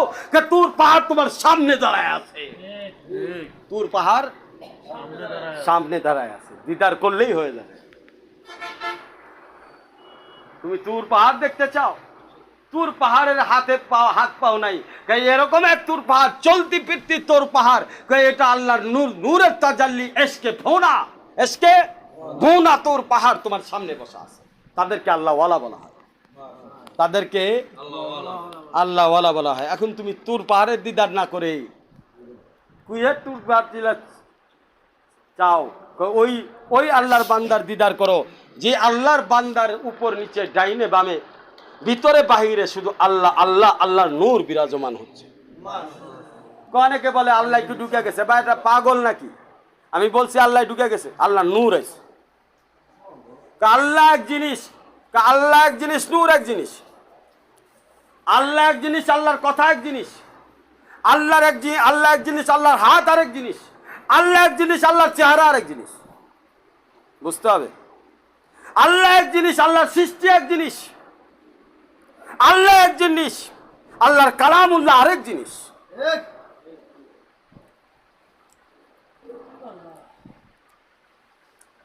বুঝতে পারো নাই? একটার সাথে আরেকটা মিলাইলে তো চলবে না। আল্লাহ পাক হলো লা মাহদুদ, সীমাহীন জাত। আল্লাহ কেমন সীমাহীন জাত? এই মোবাইল তুমি বানাইছো, মোবাইলের মধ্যে তুমি ঢুকতে পারবা? আল্লাহ আসমান জমিন যত সৃষ্টি করছে এর মধ্যে আল্লাহ ঢোকা সম্ভব? সৃষ্টি আলাদা, স্রষ্টা আলাদা। সৃষ্টির ভিতরে আল্লাহ কেমনে প্রবেশ করবে? খেয়াল করো। কিন্তু এটার মধ্যে পাওয়ার দেওয়া গেছে কিনা? এটার মধ্যে যে পাওয়ার আছে তোমার মধ্যে সে পাওয়ার আছে। এটার মধ্যে কথা বলার পাওয়ার আছে কিনা? তোমার মধ্যে কথা বলার পাওয়ার আছে কিনা? আছে। এটার মধ্যে দেখার পাওয়ার আছে কিনা? দেখা যায়। কয় তোমারও দেখার পাওয়ার আছে কিনা? কাহা দেখার পাওয়ার আছে। কয় নূরটা হলো সেই জিনিস, নূরটা হলো সেই জিনিস। ওই পাওয়ারকেই নূর বলা হয়, ওই পাওয়ারকেই নূর বলা হয়। আল্লাহ কিভাবে তার সৃষ্টির মধ্যে আসবে? এটা সম্ভব না। জান্নাতেও আল্লাহরে পুরোপুরি দেখা সম্ভব না। আল্লাহ লা মাহদুদ জাত, সীমাহীন জাত। যদি সীমার মধ্যে তাকে বান্দা হয় সেটা আল্লাহ হয় না। সীমার মধ্যে বান্দা জান্নাতে দেখবে কি দেখবে? কয় ওইটাও একটা নূরই দেখবে। কি দেখবে? হয়তোবা সেই নূরটা আরো নিকটবর্তী, আরো। কয় এমনি আমাকে এর মধ্যেও দেখা যায়। কি দেখা যায়? আমার ছবি। আল্লাহর ছবি, ওইটাকেই নূর বলা হয়। এটার ভিতরে পাওয়ার আছে। পাওয়ার না থাকলে ছবি তুললো কিভাবে? পাওয়ার না থাকলে ছবি তোলার পাওয়ার তো আছে। নূরেরও একটা পাওয়ার আছে, নূরেরও একটা পাওয়ার আছে, যেই পাওয়ার দ্বারা আল্লাহরে দেখা যায়। আল্লাহর ছবিকে ধারণ করা যায়, পুরা আল্লাহরে ধারণ করা সম্ভব না। কারণ তিনি তো, তার শুরুও নাই শেষও নাই। যার শুরু নাই শেষ নাই, তারে তুমি কোন কুয়া দিয়ে বানবা, কোন সমুদ্র দিয়ে বানবা বলো তো আমাকে? কোন প্লেট দিয়ে তুমি তাকে ধারণ করবা? তিনি জাহেরও বাতেনও, প্রকাশ্যেও গোপনে, কেমন যেমন আগে ছিলেন, শুরুও নাই শেষও নাই। এখন তুমি কিভাবে ধারণ করবা? সৃষ্টি তো, জান্নাতও তো আল্লাহর সৃষ্টি, জাহান্নামও তো আল্লাহর সৃষ্টি। সৃষ্টি কিভাবে স্রষ্টাকে ধারণ করে? সুতরাং সৃষ্টির স্রষ্টাকে ধারণ করতে হলে আমাদেরকে এই মোবাইল দিয়ে বুঝতে হবে। আমি একটু কিছু উদাহরণ দিয়ে বুঝাইলাম, কারণ ওনার নূর ছাড়া গতি নাই ওনারে বোঝার। ওনার নূর ছাড়া ওনারকে বোঝার গতি নাই। নূর দ্বারা কি হবে? নূর দ্বারা আল্লাহকে বোঝা যাবে। আল্লাহকে বোঝা যাওয়ার যে ক্ষমতা, এটা যদি আল্লাহ কাউরে দিয়ে দেয়, অনেক কিছু পাওয়া গেছে। কি পাওয়া গেছে? অনেক কিছু পাওয়া গেছে। সুতরাং এই জিনিসকে লাভ করতে হলে আপনাকে কি করতে হবে? আপনাকে মেহনত করতে হবে। নূর অর্জন করার জন্য হযরতে আবু হুরায়রা রাদিয়াল্লাহু তাআলা আনহু, হযরতে আমিরে মুআবিয়া রাদিয়াল্লাহু তাআলা আনহুর কাছে বসা। মাঝে মাঝে আবু হুরায়রা রাদিয়াল্লাহু তাআলা আনহুকে খুঁজে পাওয়া যায় না। মুআবিয়া রাদিয়াল্লাহু তাআলা বলে, আবু হুরায়রা, খাওয়ার সময় তোমাকে দেখতে পাই, নামাজের সময় দেখি না। আবু হুরায়রা কয়, খাওয়ার সময় আপনার সাথে খাইতে বড় মজা লাগে। খাইতে বড় নামাজ হযরত আলী রাদিয়াল্লাহু তাআলা আনহুর পিছনেই মজা লাগে। নামাজ বন্ধু মজা, মজা নিয়ে কাজ করো। মজা যেই জায়গায় লাগে সেই জায়গায় জিনিস আছে। একজন আল্লাহর ওলির কাছে গেলা মজা লাগে না, তো বাসি পান্তা খায়া তোমার ভালো লাগবে না। মজার একটা ব্যাপার আছে, আনন্দের একটা ব্যাপার আছে। আনন্দ তৈরি করে কোথায়? মহলে। যখন তুমি বারবার আসতে থাকবা তখন ভিতরেই আলাদা মজা তৈরি হয়ে যাবে, আলাদা মজা। বন্ধুরা আমার, এমনি ভাবে বন্ধু আমার, আমাদের 17 আমলের পাবন্দি যদি আপনি করেন, এটার উপরে আপনি যেহেতু মেহনত করেন, আস্তে আস্তে এটার উপরে মজা আপনার ভিতরে চলে আসবে। হযরত আবু হুরায়রা রাদিয়াল্লাহু তাআলা আনহুর আসল নাম কি ছিল? আব্দুর রহমান। কি নাম ছিল? কিন্তু নাম হচ্ছে আবু হুরায়রা। আবু হুরায়রা মানে বিলাইয়ের বাপ। এই আব্দুর রহমান বিলাই নিয়ে খুব খেলাধুলা করতো, বিলাইকে খুব আদর করতো। একদিন আল্লাহ রসুল বলছে, ইয়া আবা হুরাইরা, এই বিলাইয়ের বাপ এদিকে আসো। যখন এটা আল্লাহ রসুলের মুখ থেকে বের হয়ে গেছে, তখন আসল নাম বাদ হয়ে এটাই আসল নাম হয়ে গেছে। দেখছেন বিষয়টা কি? আবা হুরাইরা, বিলাইয়ের বাপ নামটা শুনতে কিন্তু ভালো শোনা যায় না। আব্দুর রহমান কত সুন্দর নাম, রহমানের বান্দা, আর এটা হলো বিলাইয়ের বাপ। এটা কেমন শোনা যায়? কারো যদি কই কুত্তার বাপ এদিকে, কারো যদি কই ছাগলের বাপ এদিকে, এটা শুনতে যেমন খারাপ লাগে, বিলাইয়ের বাপ শুনতে তেমন খারাপ লাগে। কিন্তু রসুলের জবান থেকে বের হয়ে গেছে, এখন এই বিলাইয়ের বাপই শুনতে ভালো লাগে। রসুলের জবান থেকে বের হয়ে গেছে, এখন আবু হুরাইরার নাম বললেই নূর কলবের মধ্যে জমা হয়। এই আবু হুরাইরা এখন প্রসিদ্ধ হয়ে গেছে। সবাই রসুলের কথাকেই দেখেন কিভাবে মুতাসাবিয়াত মেসাল। আমি যদি দেখেন কেমনে আল্লাহর রসুলের কথাগুলোকে সাহাবীরা নিছে। এখন আব্দুর রহমান নামে আবু হুরাইরার কেউ চিনে না। আবু হুরাইরা বললে সবাই চিনে, বিলাইয়ের বাপ কইলেই সবাই চিনে। এখানে এটার মধ্যে মজা চলে আসে। দিল জব হাজির होता है मजा खुद दिल में आकर बैठ जाता है। ভাই তুমি মজা পাও না, দিলের মধ্যে আল্লাহর হাজির করে আল্লাহর ভালোবাসাকে অন্তরের মধ্যে বসায়া এশকে হাকিকিকে অন্তরের এশকে হাকিকি নূরকে অন্তরের মধ্যে প্রজ্বলিত করে তুমি কথাগুলো শোনো আল্লাহ ওয়ালাদের, মজা লাগে না কেন? তোমার উঠতে মন চাবে না। যত হাজারি गर हजारा कार है रात दिन मगर गालिब मैं आज तुम्हारा नहीं रहा, मेरे काम आप दूसरे हैं, हमारे मशगलात है दिन का काम रात दिन। যদিও অনেক কাজে ব্যস্ত থাকি, কিন্তু গালিব এখন আমি আর তোমাদের নাই। তোমরা দুনিয়াদাররা যা ভাবো আমি কিন্তু তা না। এখন আমার কাজ আরেকটা হয়ে গেছে। এখন আমি আল্লাহ এবং আল্লাহ রসুলের কাজের মধ্যে লিপ্ত আছি। বন্ধুরা আমার, বিষয়টা বোঝা দরকার। আমি নির্যাসটা বোঝানোর চেষ্টা করতেছি আপনাদেরকে। সুতরাং 17 আমলের পাবন্দি আপনি করেন, এটা দিল থেকে করতে হবে, ভালোবাসার জায়গা থেকে করতে হবে, তাহলে ইনশাল্লাহ আপনারা আগাইতে পারবেন। হযরত আবু হুরায়রা রাদিয়াল্লাহু তাআলা আনহু যখন ইসলাম কবুল করেন, তখন তার মা মুসলমান ছিল না। তার মা খালি গালাগালি করতো, উল্টাপাল্টা কথা বলতো, আর বরদাস্ত করতে পারে না। আবু হুরায়রা রাদিয়াল্লাহু তাআলা আনহু একবার বরদাস্ত না করতে পেরে অবশেষে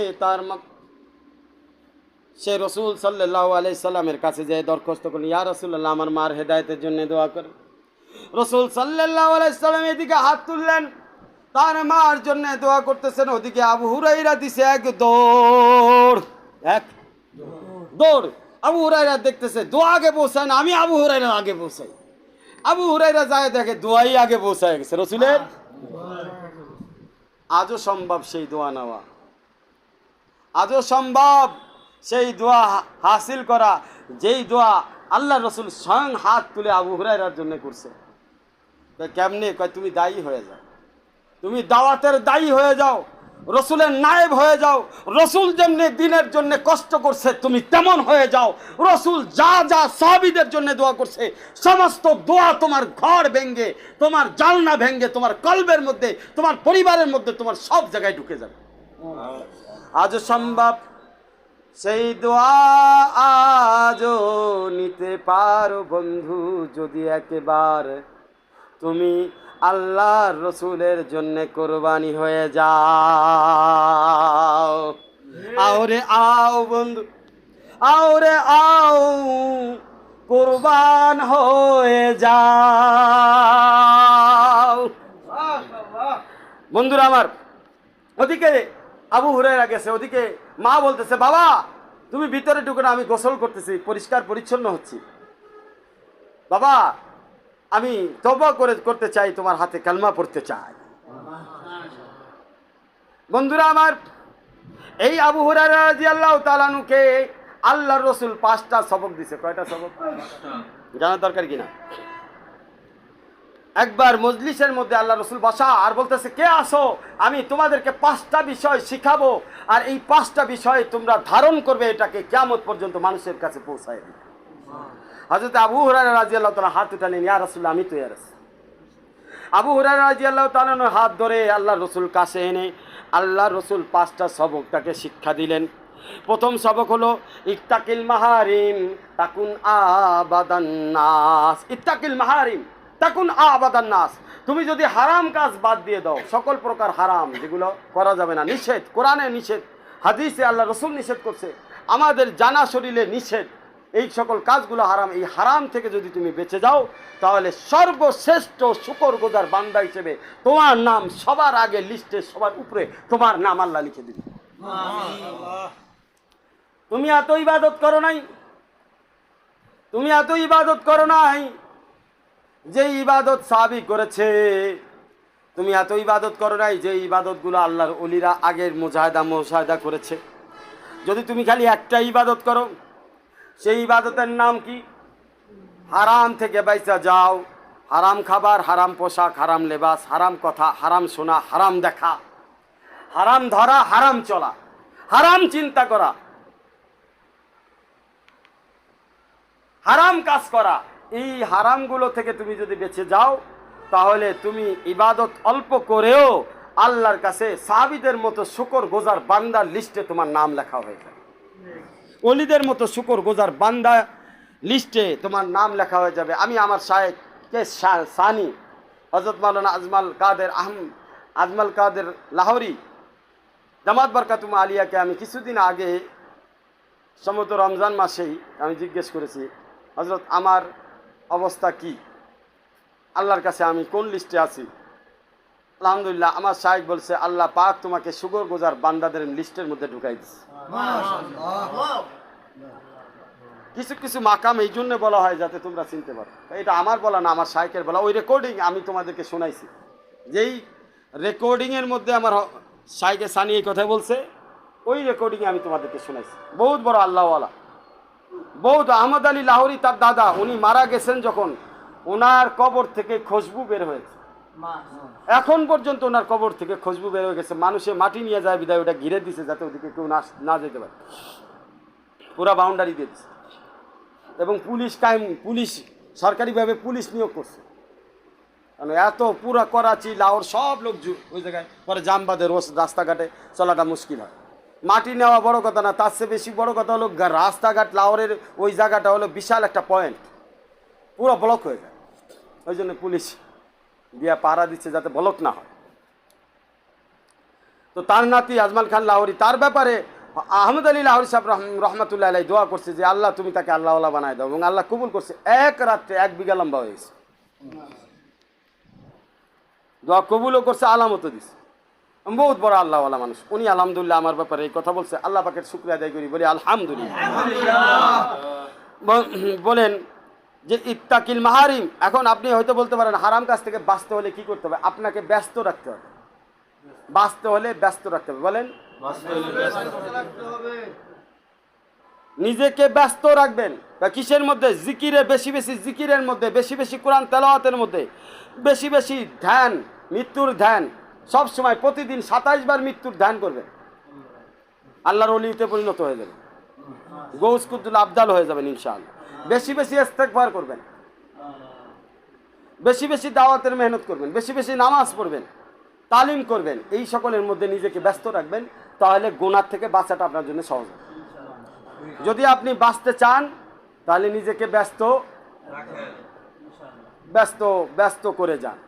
যদি আপনি ব্যস্ত হয়ে যান দিন ইসলামের কাজে, কোরআন হাদিসের খেদমতের কাজে, খেদমতের খালকের কাজে, তাহলে আল্লাহ পাক হারাম থেকে বাঁচাটা আপনার জন্য সহজ করে দেবেন।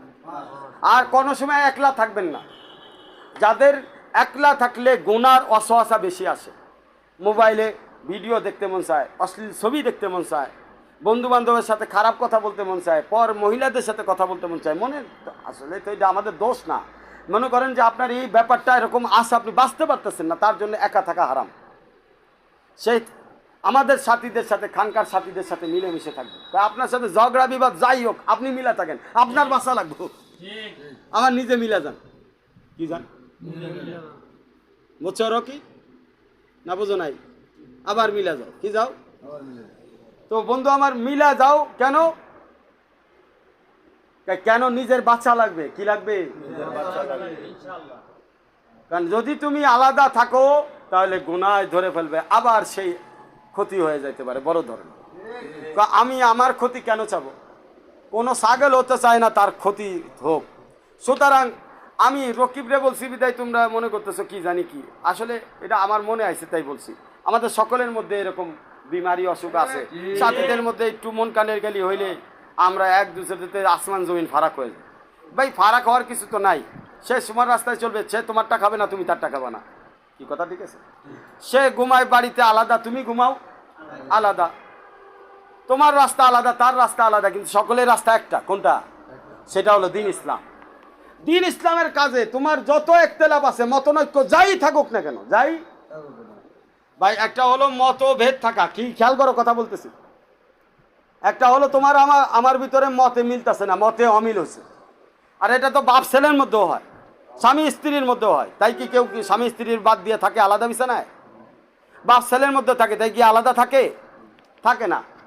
মা বাপের মধ্যে হয় মত অমিল, বন্ধু বান্ধবের মধ্যে হইতেই পারে, আমাদের খানকার সাথীদের মধ্যে মতের অমিল থাকতেই পারে। তাই বলে তুমি আলাদা থাকবে কেন? তুমি দিনের ক্ষেত্রে এক হয়ে যাও। রাত শেষে মা বাপ ভাই বোন সব কি হয়ে যায়? এক হয়ে যায়। দিন শেষে সব এক হয়ে যায়। আমরা খানকার সাথী দিন শেষে কি হয়ে যাব? আল্লাহ তাআলা আমাদের সকলকে আমল করার তৌফিক দান করুন। নারায়ে তাকবীর। আল্লাহ তাআলা কবুল করে। এক হও, এক হও। হ্যাঁ বন্ধুরা আমার, এরপরে দ্বিতীয় নম্বর আমল হলো, 5টা নসিহত করছে না? দ্বিতীয় নম্বর নসিহত হলো আল্লাহর বন্টন, নির্ধারিত বন্টনের উপরে রাজি হয়ে যাওয়া। কি হয়ে যাওয়া? আল্লাহ আপনারে যেইটা দিছে, আপনি যদি তার উপরে রাজি হন, আপনি আল্লাহকে যা দিবেন আল্লাহ তার উপরে রাজি হবেন। আল্লাহ আপনারে অল্প দিছে, আপনি অল্পের মধ্যে রাজি হন, আপনি যদি অল্প আমল করেন আল্লাহ আপনারে অল্প আমলে রাজি হন। আল্লাহ আপনারে বেশি দিচ্ছে, যদি আপনি তার উপরে রাজি হন, আপনিও যখন বেশি বেশি আমল করবেন আল্লাহ পাক আপনার উপরে রাজি হবে। অর্থাৎ গরিবকে আল্লাহ পাক গরিব এই জন্য বানাইছে তাকে ধৈর্যের নিয়ামত দেওয়ার জন্য। বড় লোকরে এই জন্য আল্লাহ বড় লোক বানাইছে তাকে শুকরিয়ার নিয়ামত দেওয়ার জন্য। বড় লোক শুকরিয়া করবে দান সৎকার মাধ্যমে, সে দিনের পথে আল্লাহর রাস্তায় বেশি বেশি খরচ করবে। কি রকিব? ইনশাআল্লাহ। হ্যাঁ, আমাদের রকিব আলহামদুলিল্লাহ 1 লাখ টাকা দিতে চাইছে। মাশাআল্লাহ, আল্লাহ কবুল করুন। আমিন। হ্যাঁ, তাই ও আল্লাহ পাক ওকে অর্থ দিছে, ও শুকরিয়া আদায় করবে 1 লাখ টাকা দেওয়ার মাধ্যমে, ওর শুকরিয়া আদায় কি হবে। আর যারা গরিব হয়েছে, তারা যাদের টাকা নাই, তারা কি করবে? তারা আল্লাহর রাস্তায় পানি দান করবে। কি করবে? আল্লাহর রাস্তায় শ্রম দিবে। কি দিবে? ভাই, তার টাকা দেওয়ার অর্থ আছে আপনার তো শরীর খাইটা দেওয়ার শক্তি আছে। আপনি আল্লাহর রাস্তায় শরীর খাইটা দেন, দাওয়াতের মেহনতে খাইটা দেন। আপনি পানি দেন, যেটা বিনা পয়সার জিনিস, এটা দেন। আমি তো আমার শায়েখরে প্রথম জীবনে যে হাদিয়া দিছিলাম, তার সে হাদিয়ার নাম হলো ঢিলা কুলুক। কি নাম? মাটি দিয়ে কিছু ঢিলা কুলুক বানাইছি। তখনও জামানা ছিল কিন্তু টিস্যু পেপারেরই, কিন্তু আমার টিস্যু পেপার কেনারও ক্ষমতা নাই। আমি কি করব? মাটি দিয়ে ঢিলা কুলুকি বানাই দিছি। আমার শায়েখ খুশি হয়ে गए अल्हम्दुलिल्लाह। इखलास अगर हो दिल में, जो बंदा अल्लाह के रास्ता में देता है उसमें अल्लाह राजी हो जाता है। अगर आपके दिल में इखलास हो, आप अगर चाहे कि मैं अल्लाह को राजी करना चाहता हूं और मेरे अमल से अल्लाह राजी हो जाएंगे, अब जो अमल भी करेंगे उसमें अल्लाह राजी जरूर होगा। मेरे भाइयों, दोस्तों, बुजुर्गों, अगर अल्लाह को चाहते हो तो दिल से मानो और दिल से सोचो और दिल से अल्लाह को समझने की कोशिश करो। दिमाग को हाजिर रखो, दिमाग को हर वक्त हाजिर रखना है। हर वक्त, जब सोते हो, जब जगते हो, जब चलते हो फिरते हो, जब नौकरी करते हो, तिजारत करते हो, आपस में बातें करते हो, हर वक्त तुम्हारी एक इरादा होना चाहिए। तो क्या है? को हाजिर दिमाग रहना चाहिए कि मेरा अल्लाह देख रहा है, मेरा अल्लाह मेरे साथ है, मेरे अल्लाह मैं जो कर रहा हूं वो जानता है, वो जानता है, वो जानता है। কথা ঠিক है? समझ में आया कुछ? বন্ধু আমার, এই জন্য একটু নিজেকে কষ্ট করেন। আল্লাহর দেওয়া সম্পদের উপরে আপনি রাজি হন, আল্লাহ ওইটা দিবে যেটা আপনার কাছে নাই। আপনারে আল্লাহ যে এলেম দিছে, এই এলেমের উপরে যদি আপনি রাজি হয়ে যান, আল্লাহ পাক কুদরতি এলেম আপনাকে দান করতে থাকবে। আল্লাহ যে অর্থ দিছে এই অর্থের উপরে যদি আপনি রাজি হন, আল্লাহ পাক আপনার অর্থের মধ্যে বরকত আর রহমত দিতে থাকবে। আল্লাহ যে আপনাকে জ্ঞান দিছে, যে চলাফেরার শক্তি দিছে, এটার দ্বারা যদি ইবাদত করেন আর আল্লাহর উপরে রাজি হয়ে যান, আপনাকে আল্লাহ আরো বেশি ইবাদত করার তৌফিক দান করবেন। যত বিপদেই পড়ে মুসলমান কখনো হার মানতে জানে না। মুসলমান কেন হার মানতে জানে না? মুসলমানের বিশ্বাসের জায়গা দেখো, ये काफिर के अकल देखो और मुसलमान की यकीन देखो। काफिर अकल के सामने हार झुक जाता है और मुसलमान ईमान लेकर जीत जाता है। কাফের আকলের কাছে হারে যায়, জ্ঞানের কাছে, বুদ্ধির কাছে, যুক্তির কাছে কাফেররা, ফাসিকরা, মুনাফিকরা হেরে যায়। কিন্তু মুসলমান বুদ্ধির কাছে হারে না, জ্ঞানের কাছে হারে না, দুনিয়ার কোন অর্থ সম্পদ মানুষের কাছে হারে না, কারণ মুসলমানের কাছে বিশ্বাস রয়েছে, ঈমান রয়েছে। এই ঈমানের কারণে মুসলমান জয় লাভ করে। এই জন্য বন্ধু আমার, বন্টন পদ্ধতির উপরে রাজি হবেন। একটা ঘটনা শুনাই, একজনের সাই বাবা ছিল। ওই সাই বাবা কি করতো? মাছ ধরতো। সাই বাবা কি করতো? সাই বাবার এক শাগরেদ ছিল, সাই বাবারে খালি খোসা মারতো। সাই বাবার অভ্যাস ছিল, এই সাই বাবা 3টা মাছ ধরলে 3টা 3 ভাগ করে একটা আল্লাহ রাস্তায় দিয়ে দিত, আর একটা খরচার জন্য, ব্যবসা বাণিজ্যের জন্য লাগাইতো, আর একটা কি করতো? আর একটা বাসায় পাঠাই দিত খাবারের জন্য। তখন এই লোক কয়, তার যে শাগরেদ ছিল, কয় এক খোসা মারে, কয় সাই বাবা নৌকা কিনেন। কয় কি করবা? কয় নৌকা বিক্রি করে জাহাজ কিনবো। কি করবা? কয় জাহাজ বিক্রি কইরা বড় ফ্ল্যাট করবো। কি করবা? তারপরে কয় ফ্ল্যাটের মধ্যে বৈশা আরামে শোক টান দিব। কি দেবো? আরে বাবা এখনই আমি আরামে বসে রয়েছি, এত দূর যায় আরাম আমার খোঁজার দরকার নাই। এখনই আমি যে আরামে আছি, তুই যা বলতেছিস ওইটা করতে করতে বেআরাম অন্যটা হয়ে যেতে পারে, পরে আরাম নাও থাকতে পারে। এখন আমি যেটুকু আরাম আছি এইটার শুকরিয়া দেয় কা? বন্ধু আমার বোঝো নাই, অনেকে সাই বাবার ভাই সাজলে সাই বাবা সাজো, ওই বিয়ারাম ওলা ফুলা মানে খোসা নিতে পাগল হয়ে যায় না। কিছু বন্ধু বান্ধব আছে তোমার খোসায়, আরে টাকা লাগবে, অর্থ লাগবে, কি রে তো হুজুরের পিছনে ঘুরতেছিস, খানকায় কেন যাস? কথা ঠিক কিনা? অনেক সময় মা বাবা এরকম খোসাবে, আরে কি ওখানে কি পাইছিস? ওখানে কি পাইছিস? হ্যাঁ ওই জায়গায় কি আছে? আরে এই জায়গাতে দুনিয়ার কাম করলে তুই টাকা পয়সা লাভ করতে পারতি। কয় কি না কয় না? অনেক সময় বউ কথা বলবে এরকম, অনেক সময় তোমার বন্ধু বান্ধব বলবে, তাদেরকে বলবা সাই বাবার মতো, ভাই এখনই আরামে আছি, তুমি আমার বিরাম বাধায় না। এই তুমি যা কইতেছো ওই করতে করতে পরে যাইয়া সুখটান, আমি এই জায়গায় কত সুখটানের মধ্যে আছি, এই জায়গায় কত সুখটানের মধ্যে আছি না, আছি না, সুখের মধ্যে আছি। এই যে এখানে কে সুখে নাই বলো? আর তোমার একজনে খুঁচাই দিছে, পরে সাই বাবা বলতেছে, দেখ বাবা আমি যে সুখে আছি 3 ভাগে করে 1 ভাগ দেই, 1 ভাগ খাই, বড় আরামে ঘুমাই, ঘুমায়। পরে তুই যা করতেছ যে নৌকা কেন, নৌকার পাহারা দেবে কেটা? তুই না আমি? আমি। তাহলে তো আমার এই আরামের বসাটা শেষ হয়ে গেল। কে গেল আরামের ঘুমটা? তারপরে তুই কি কইলি জাহাজ, এবার জাহাজ তো আরো বড় জিনিস, ওইটার জন্য আমার সকালও যাবে বিকালও যাবে, তার মানে ওহেনও আমি আরামে বসতে পারতেছি না, ঘুমাইতেও পারতেছি না, ওহেনও বেআরাম হয়ে গেল। তারপরে তুই কইলি বিল্ডিং বানায় সুখ টান, তখন তো সবার সার্ভেন্ট চাকর হওয়া লাগবে, আমাকে কবে এটা লাগবে, আমাকে কবে সেইটা লাগবে, আমার আর ওহেনও ঘুম গেছে। তুই যেইটা চিন্তা করে ঘুমানোর চিন্তা করতেছিস ওইটা আমি আগেই হাসিল করে রাখছি। বাবা আমার কষ্ট দিস না, আমি এখনই সুখ টানের মধ্যে আছি। তোমরা কারা কারা ওই বিল্ডিং বানায় সুখ টান দিবা? হাত তুলে দেখি। গাড়ি বাড়ি বানায় কারা কারা সুখ টান দিবা? নাই এখন কারা কারা সুখ টানে আসো? হাত তুলো। এখন কারা কারা আসো? আমরা সব সাই বাবার পার্টি। কি বাবা পার্টি? আচ্ছা তাহলে মনে রাখবা কি শিখাইলাম, নাম বলো, সাই বাবা। কি সাই বাবা? আর যখনই তোমার উল্টা পাল্টা কইবা কবে, সেটা তোমার ঘরের লোক ঘরে বাইরের লোক হোক, তারে কি বলবা? আমি ভাই সাই বাবার পার্টি। আমি কার পার্টি? সাই বাবার পার্টি। আমি আল্লাহর উপরে রাজি আছি। কথা ঠিক কিনা? তারপরে 3 নম্বর হলো প্রতিবেশীর সাথে সুন্দর ব্যবহার। কিস ব্যবহার? বুঝছেন, মা বাবার সাথে তো সবাই সুন্দর ব্যবহার করে, বোনের সাথে, স্ত্রীর সাথে, কিন্তু তুমি আসলে তোমার প্রতিবেশীর কাছে সুন্দর কিনা? যদি তুমি প্রতিবেশীর কাছে সুন্দর হও, নিশ্চিত প্রতিবেশী তোমার, যদি প্রতিবেশীরা তোমার আল্লাহওয়ালা হওয়ার ব্যাপারে, নেককার হওয়ার ব্যাপারে তোমাকে যদি গ্যারান্টি কার্ড দেয়, তো আল্লাহর কাছে এটা কবুল হয়ে যায়। কি হয়ে যায়? ওইটা গ্যারান্টি কার্ড না, ওইটা দোয়া। যদি 40 জন প্রতিবেশী তোমার ব্যাপারে দোয়া করে, তুমি আল্লাহর ওলি হয়ে যাবে। এই জন্যে প্রতিবেশীর সাথে সুন্দর ব্যবহার। তাই সব থেকে সুন্দর ব্যবহার কিভাবে করবা, কয় তোমার দ্বারা যেন কোনো প্রতিবেশীর হক নষ্ট না হয়, কোনো প্রতিবেশী যেন কষ্ট না পায়। তোমার আরেকটা প্রতিবেশী আছে, প্রতিবেশী দ্বারা আমরা কি বুঝলাম? আমার সাথে যে চাকরি করে আমার প্রতিবেশী, আমার বাড়ির পাশে 60 ঘর পর্যন্ত আমার প্রতিবেশী, চারিদিকে কয় ঘর? 60 ঘর পর্যন্ত কি প্রতিবেশী? আমার প্রতিবেশী। কিন্তু আরও প্রতিবেশী আছে। আমার ঘরের উপরে যে পাখিটা চিউ চিউ করতেছে, এটাও আমার প্রতিবেশী।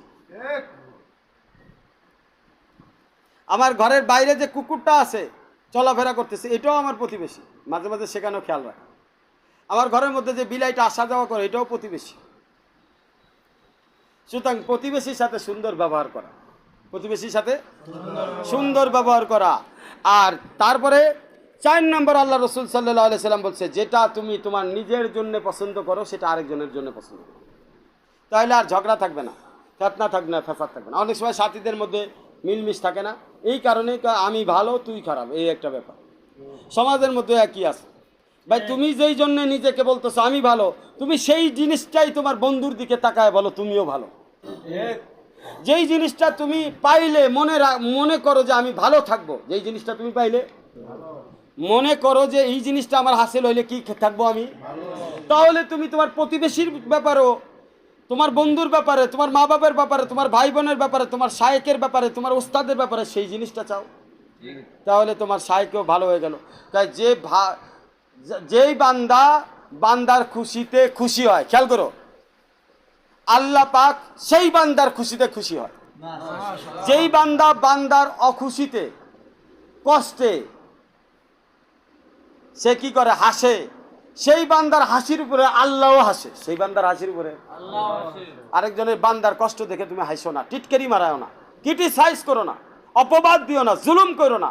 কারণ তিলকাল আইয়ামু নুদাবিলুহা, তুমি যার জন্য টিটকারি করতেছো, যেই জিনিসের পিছনে তুমি টিটকারি করলা, হাসলা, ওই দিনটা তুমি না দেখে তোমার মৃত্যু হবে না। ওই টিটকারিটা ওইটাই ঘুরে আবার তোমার কাছে আসবে, ওই জিনিসটা ঘুরা তোমার কাছে আসবে। অর্থাৎ তুমি যদি কারো খুশি দেখা খুশি হও, তো আল্লাহ খুশির মধ্যে বরকত দিবে, খুশি বাড়ায় দিবে। তার মানে তোমার সব রিজিক, যেই সকল কারণে খুশি বৃদ্ধি পায়, সেই সকল রিজিক আল্লাহ দান করে দিবে। আর তুমি যদি কোনো বান্দার কষ্টে কষ্ট পাও, তাহলে আল্লাহ পাক তোমার কষ্টের সময় তোমাকে সাহায্য করবে। তুমি কোনো বান্দার কষ্টে সহযোগিতা করলে, আল্লাহ পাকও তোমার কষ্টে, তোমার সন্তানের কষ্টে তোমার ঢাল হয়ে, তোমার তলার হয়ে, তোমার সরকিয়া লাঠি হয়ে আল্লাহ পাক তোমার পাশে থাকবে। মনে রাখবা, তুমি শেষ না, তোমার বংশধর চালু হবে তোমার ব্যবহারের উপরে। তুমি যেমন ব্যবহার করবা, ওই ব্যবহার, ওই আচরণ তোমার সন্তান অরাসতগতভাবে পাবে। অরাসতগতভাবে শুধু বাপের জমি সন্তানে পায় না, বাপের চরিত্র সন্তানে পায়। যদি তোমার চরিত্র ভালো হয়, তোমার ছেলে, তোমার মেয়ে, তোমার ওই চরিত্র পাবে। তুমি যদি সকাল বিকাল বউর সাথে ঝগড়া করো, তুমি বুড়া হইলে দেখবা যে তোমার সন্তানও ঝগড়া করতেছে। যখন তোমার সন্তান ঝগড়া করবে, তুমি তারে নসিহত করো না, কারণ তুমি নসিহত শোনো নাই, তুমি নসিহত আমি নসিহত কেন করো? ওইটাই তো অরাসতগতভাবে পাইছো, অরেশ। এখন তুমি উত্তরাধিকারী আনতে হবে না, ওই খেলা তো হবেই। সুতরাং অরেশ শুধু সম্পদের অরেশ না, বাপের চরিত্র আখলাকের অরেশ সন্তান হয়। কারণ বাপের বীর্য যখন গেছে, শুধু বীর্য যায় নাই, বীর্যের সাথে আল্লাহ পাক আরও কিছু তৈরি করছে। বীর্যের মধ্যে রক্ত দিছে, রক্তরে হাড্ডি বানাইছে, হাড্ডিরে গোস্ত বানায়া সুন্দর চেহারা বানাইছে। ওই বীর্যের মধ্যে শুধু বীর্য যায় নাই, তোমার এসকো গেছে। কি গেছে? এসকো সারা বীর্য গেছে বোর রেহেমে। মোহাব্বত ছাড়া তুমি সহবাসে গেছিলা? মোহাব্বত কি কারে বলা হয়? তোমার চরিত্ররে বলা হয়। মোহাব্বত আর কোনো কিছুর নাম না। মোহাব্বত এক কথায় বলতে গেলে চরিত্র। কারো কারো চেহারা দেখলে টান, অন্তর টানে। আপন শাইকের চেহারা দেখলে টানে, খালি তাকায় থাকতে মন চায়, দেখতে মন চায়, যত বলি শুনতে মন চায়। কারণ কি? টানে। মোহাব্বতের একটা চেহারা আছে, ওই চেহারার নাম কি?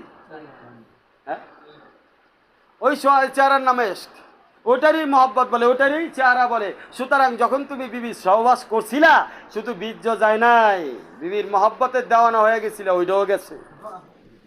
সুতরাং অরেসগতভাবে শুধু সম্পত্তি তোমার সন্তান পাবে কেন, তোমার মহব্বতটাও তো পাবে। আমি কি মহব্বত দিয়ে গেছিল সেটা তুমিই না জানো। এখন তোমার সন্তান বড় হইলে কি হবে এটা চাবি তোমার কাছে। যদি বাঁচতে চাও তাহলে মহব্বতের মধ্যে যেগুলো কমি আছে ঠিক কইরা সঠিকভাবে আল্লাহ রসুলের এবং আপন শায়কের হয়ে যাও। আল্লাহ তাআলা কবুল করেন। কথা কি বুঝতে পারছো? এরপরে আসো, এরপরে হচ্ছে 5 নম্বর হচ্ছে কম হাসো। অতিরিক্ত হাসির দ্বারা দিল মরে যায়। হাসতে হবে কোথায়?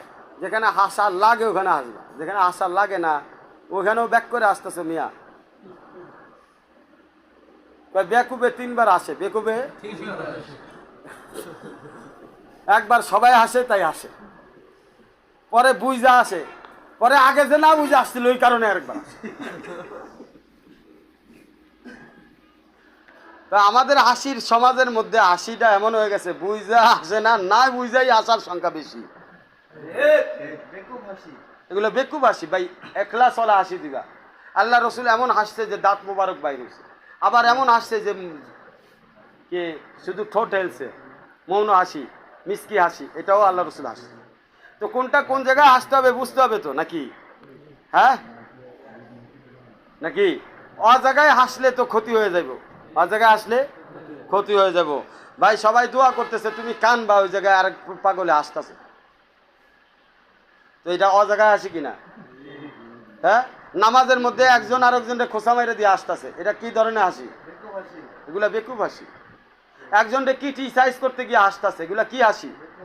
একজন আরেকজনকে গীবত করতেছে, তোমার খুব মজাই লাগতেছে, তুমি হাসতেছো, এগুলা কি হাসি? বুঝতে পারছো হাসি কেসেন? বুঝছো? একজন তোমার সাথী যে দিনদার মুসলমান তারা খুব অপমান করতেছে আর তুমি বাসায় পাশে বসে বসে হাসতেছো, হাসাই জায়গা? তো বন্ধু আমার, এই ধরনের হাসি হাসা যাবে না। অট্ট হাসি হাসা যাবে, কিন্তু এগুলোর একটা নির্দিষ্ট নিয়ম আছে। আবার মিষ্টি হাসি রসুলের সুন্নাত, এগুলোর নির্দিষ্ট নিয়ম আছে। আমি কিছু কথা বলে দিলাম, আল্লাহ পাক আমাকে আমল করার তৌফিক দান। শেষ কথা আমি বলবো, হযরত খাজা জিগর মুরাদাবাদী রহমাতুল্লাহ আলাইহি, উনি তওবা করে আল্লাহওয়ালার হয়ে গিয়েছিলেন। তো ওনার আগের জীবনেই ওনার তওবার ঘটনা অনেক কিছুই আপনারা শুনেছেন। আমি সংক্ষেপে একটা ঘটনা শোনাই। উনি তো মদ খাওয়া ছাড়া শের পড়তে পারতেন না। যতগুলো মঞ্চে যাইতেন মদ আগে খাইতেন, তারপরে শের পড়তেন। তো কোনো একটা মজলিসে ওনারই এক আপনজন ওনার কোনো মাহফিলে, আল্লাহওয়ালাদের মাহফিলে ওনার দাওয়াত দিছে শের পড়ার জন্য। এখন উনি তো চিন্তায় পড়ে গেছে, উনি না করছে প্রথমে, পরে রাজি হয়েছে। যখন রাজি হয়েছে এখন ওনাকে বলছে ওখানে নাত পড়তে হবে। জীবন পরে তো শের পড়ছে, নাত কেমনে পড়ে? রসুলের নাত পড়া তো এত সহজ না। তখন উনি আল্লাহ রসুলের রওজা মুবারকে জিয়ারতে উনি হজে চলে গেছেন। হজে জিয়ারতে রসুলের ধ্যানে পড়ে আছেন, তওবা করতেছেন, বারবার কোনো নাত আসতেছে না, ঘুরে ঘুরে ওই শেরই আসে। আর মহিলা ওই যে নারী ফারি উল্টাপাল্টা শের। তখন উনি লাস্টে নিজের কিভাবে লিখবে আসেই না, লাস্টে উনি অবশেষে নিজেকে নামাইতে যখন সর্বোচ্চ নিচে নামাইছে, উনি লিখছে, কই কিউ পুছে তেরি বাত কিসসে তু রাজি হে। ইয়া রাসূলুল্লাহ, তোমাকে জিজ্ঞেস করার সাহস কারো নাই, কোনো সাহাবীদেরও নাই, পৃথিবীর শেষ পর্যন্ত কোনো উম্মতের নাই তোমাকে জিজ্ঞেস করার সাহস যে তুমি আমার উপরে রাজি আসো কি আসো না। তুমি রাসূলুল্লাহ, আমি আমার উপরে রাজি আসো কি আসো না। তোমার মাকাম এত উপরে যে ওই জায়গায় কেউ জিজ্ঞেস করার ক্ষমতা নাই। আরে মাকাম তো দেখো, যাকে মেরাজে নেওয়া হয়েছে, যাকে সাইয়্যিদুল মুরসালিন, সমস্ত নবীদের উপাধি, নবীদের নবী বানানো হয়েছে, সমস্ত রসুলদের রসুল বানানো হয়েছে, যিনি রহমাতুল্লিল আলামিন, সারা আলমের রহমত, তার মাকাম, তার দরবার তো দেখো কত বড় দরবার, কত বড় আলিশান। সেখানে তুমি রাজি আসো কি আসো না এটা জিজ্ঞেস করার কোনো অপশন আছে? দুনিয়ার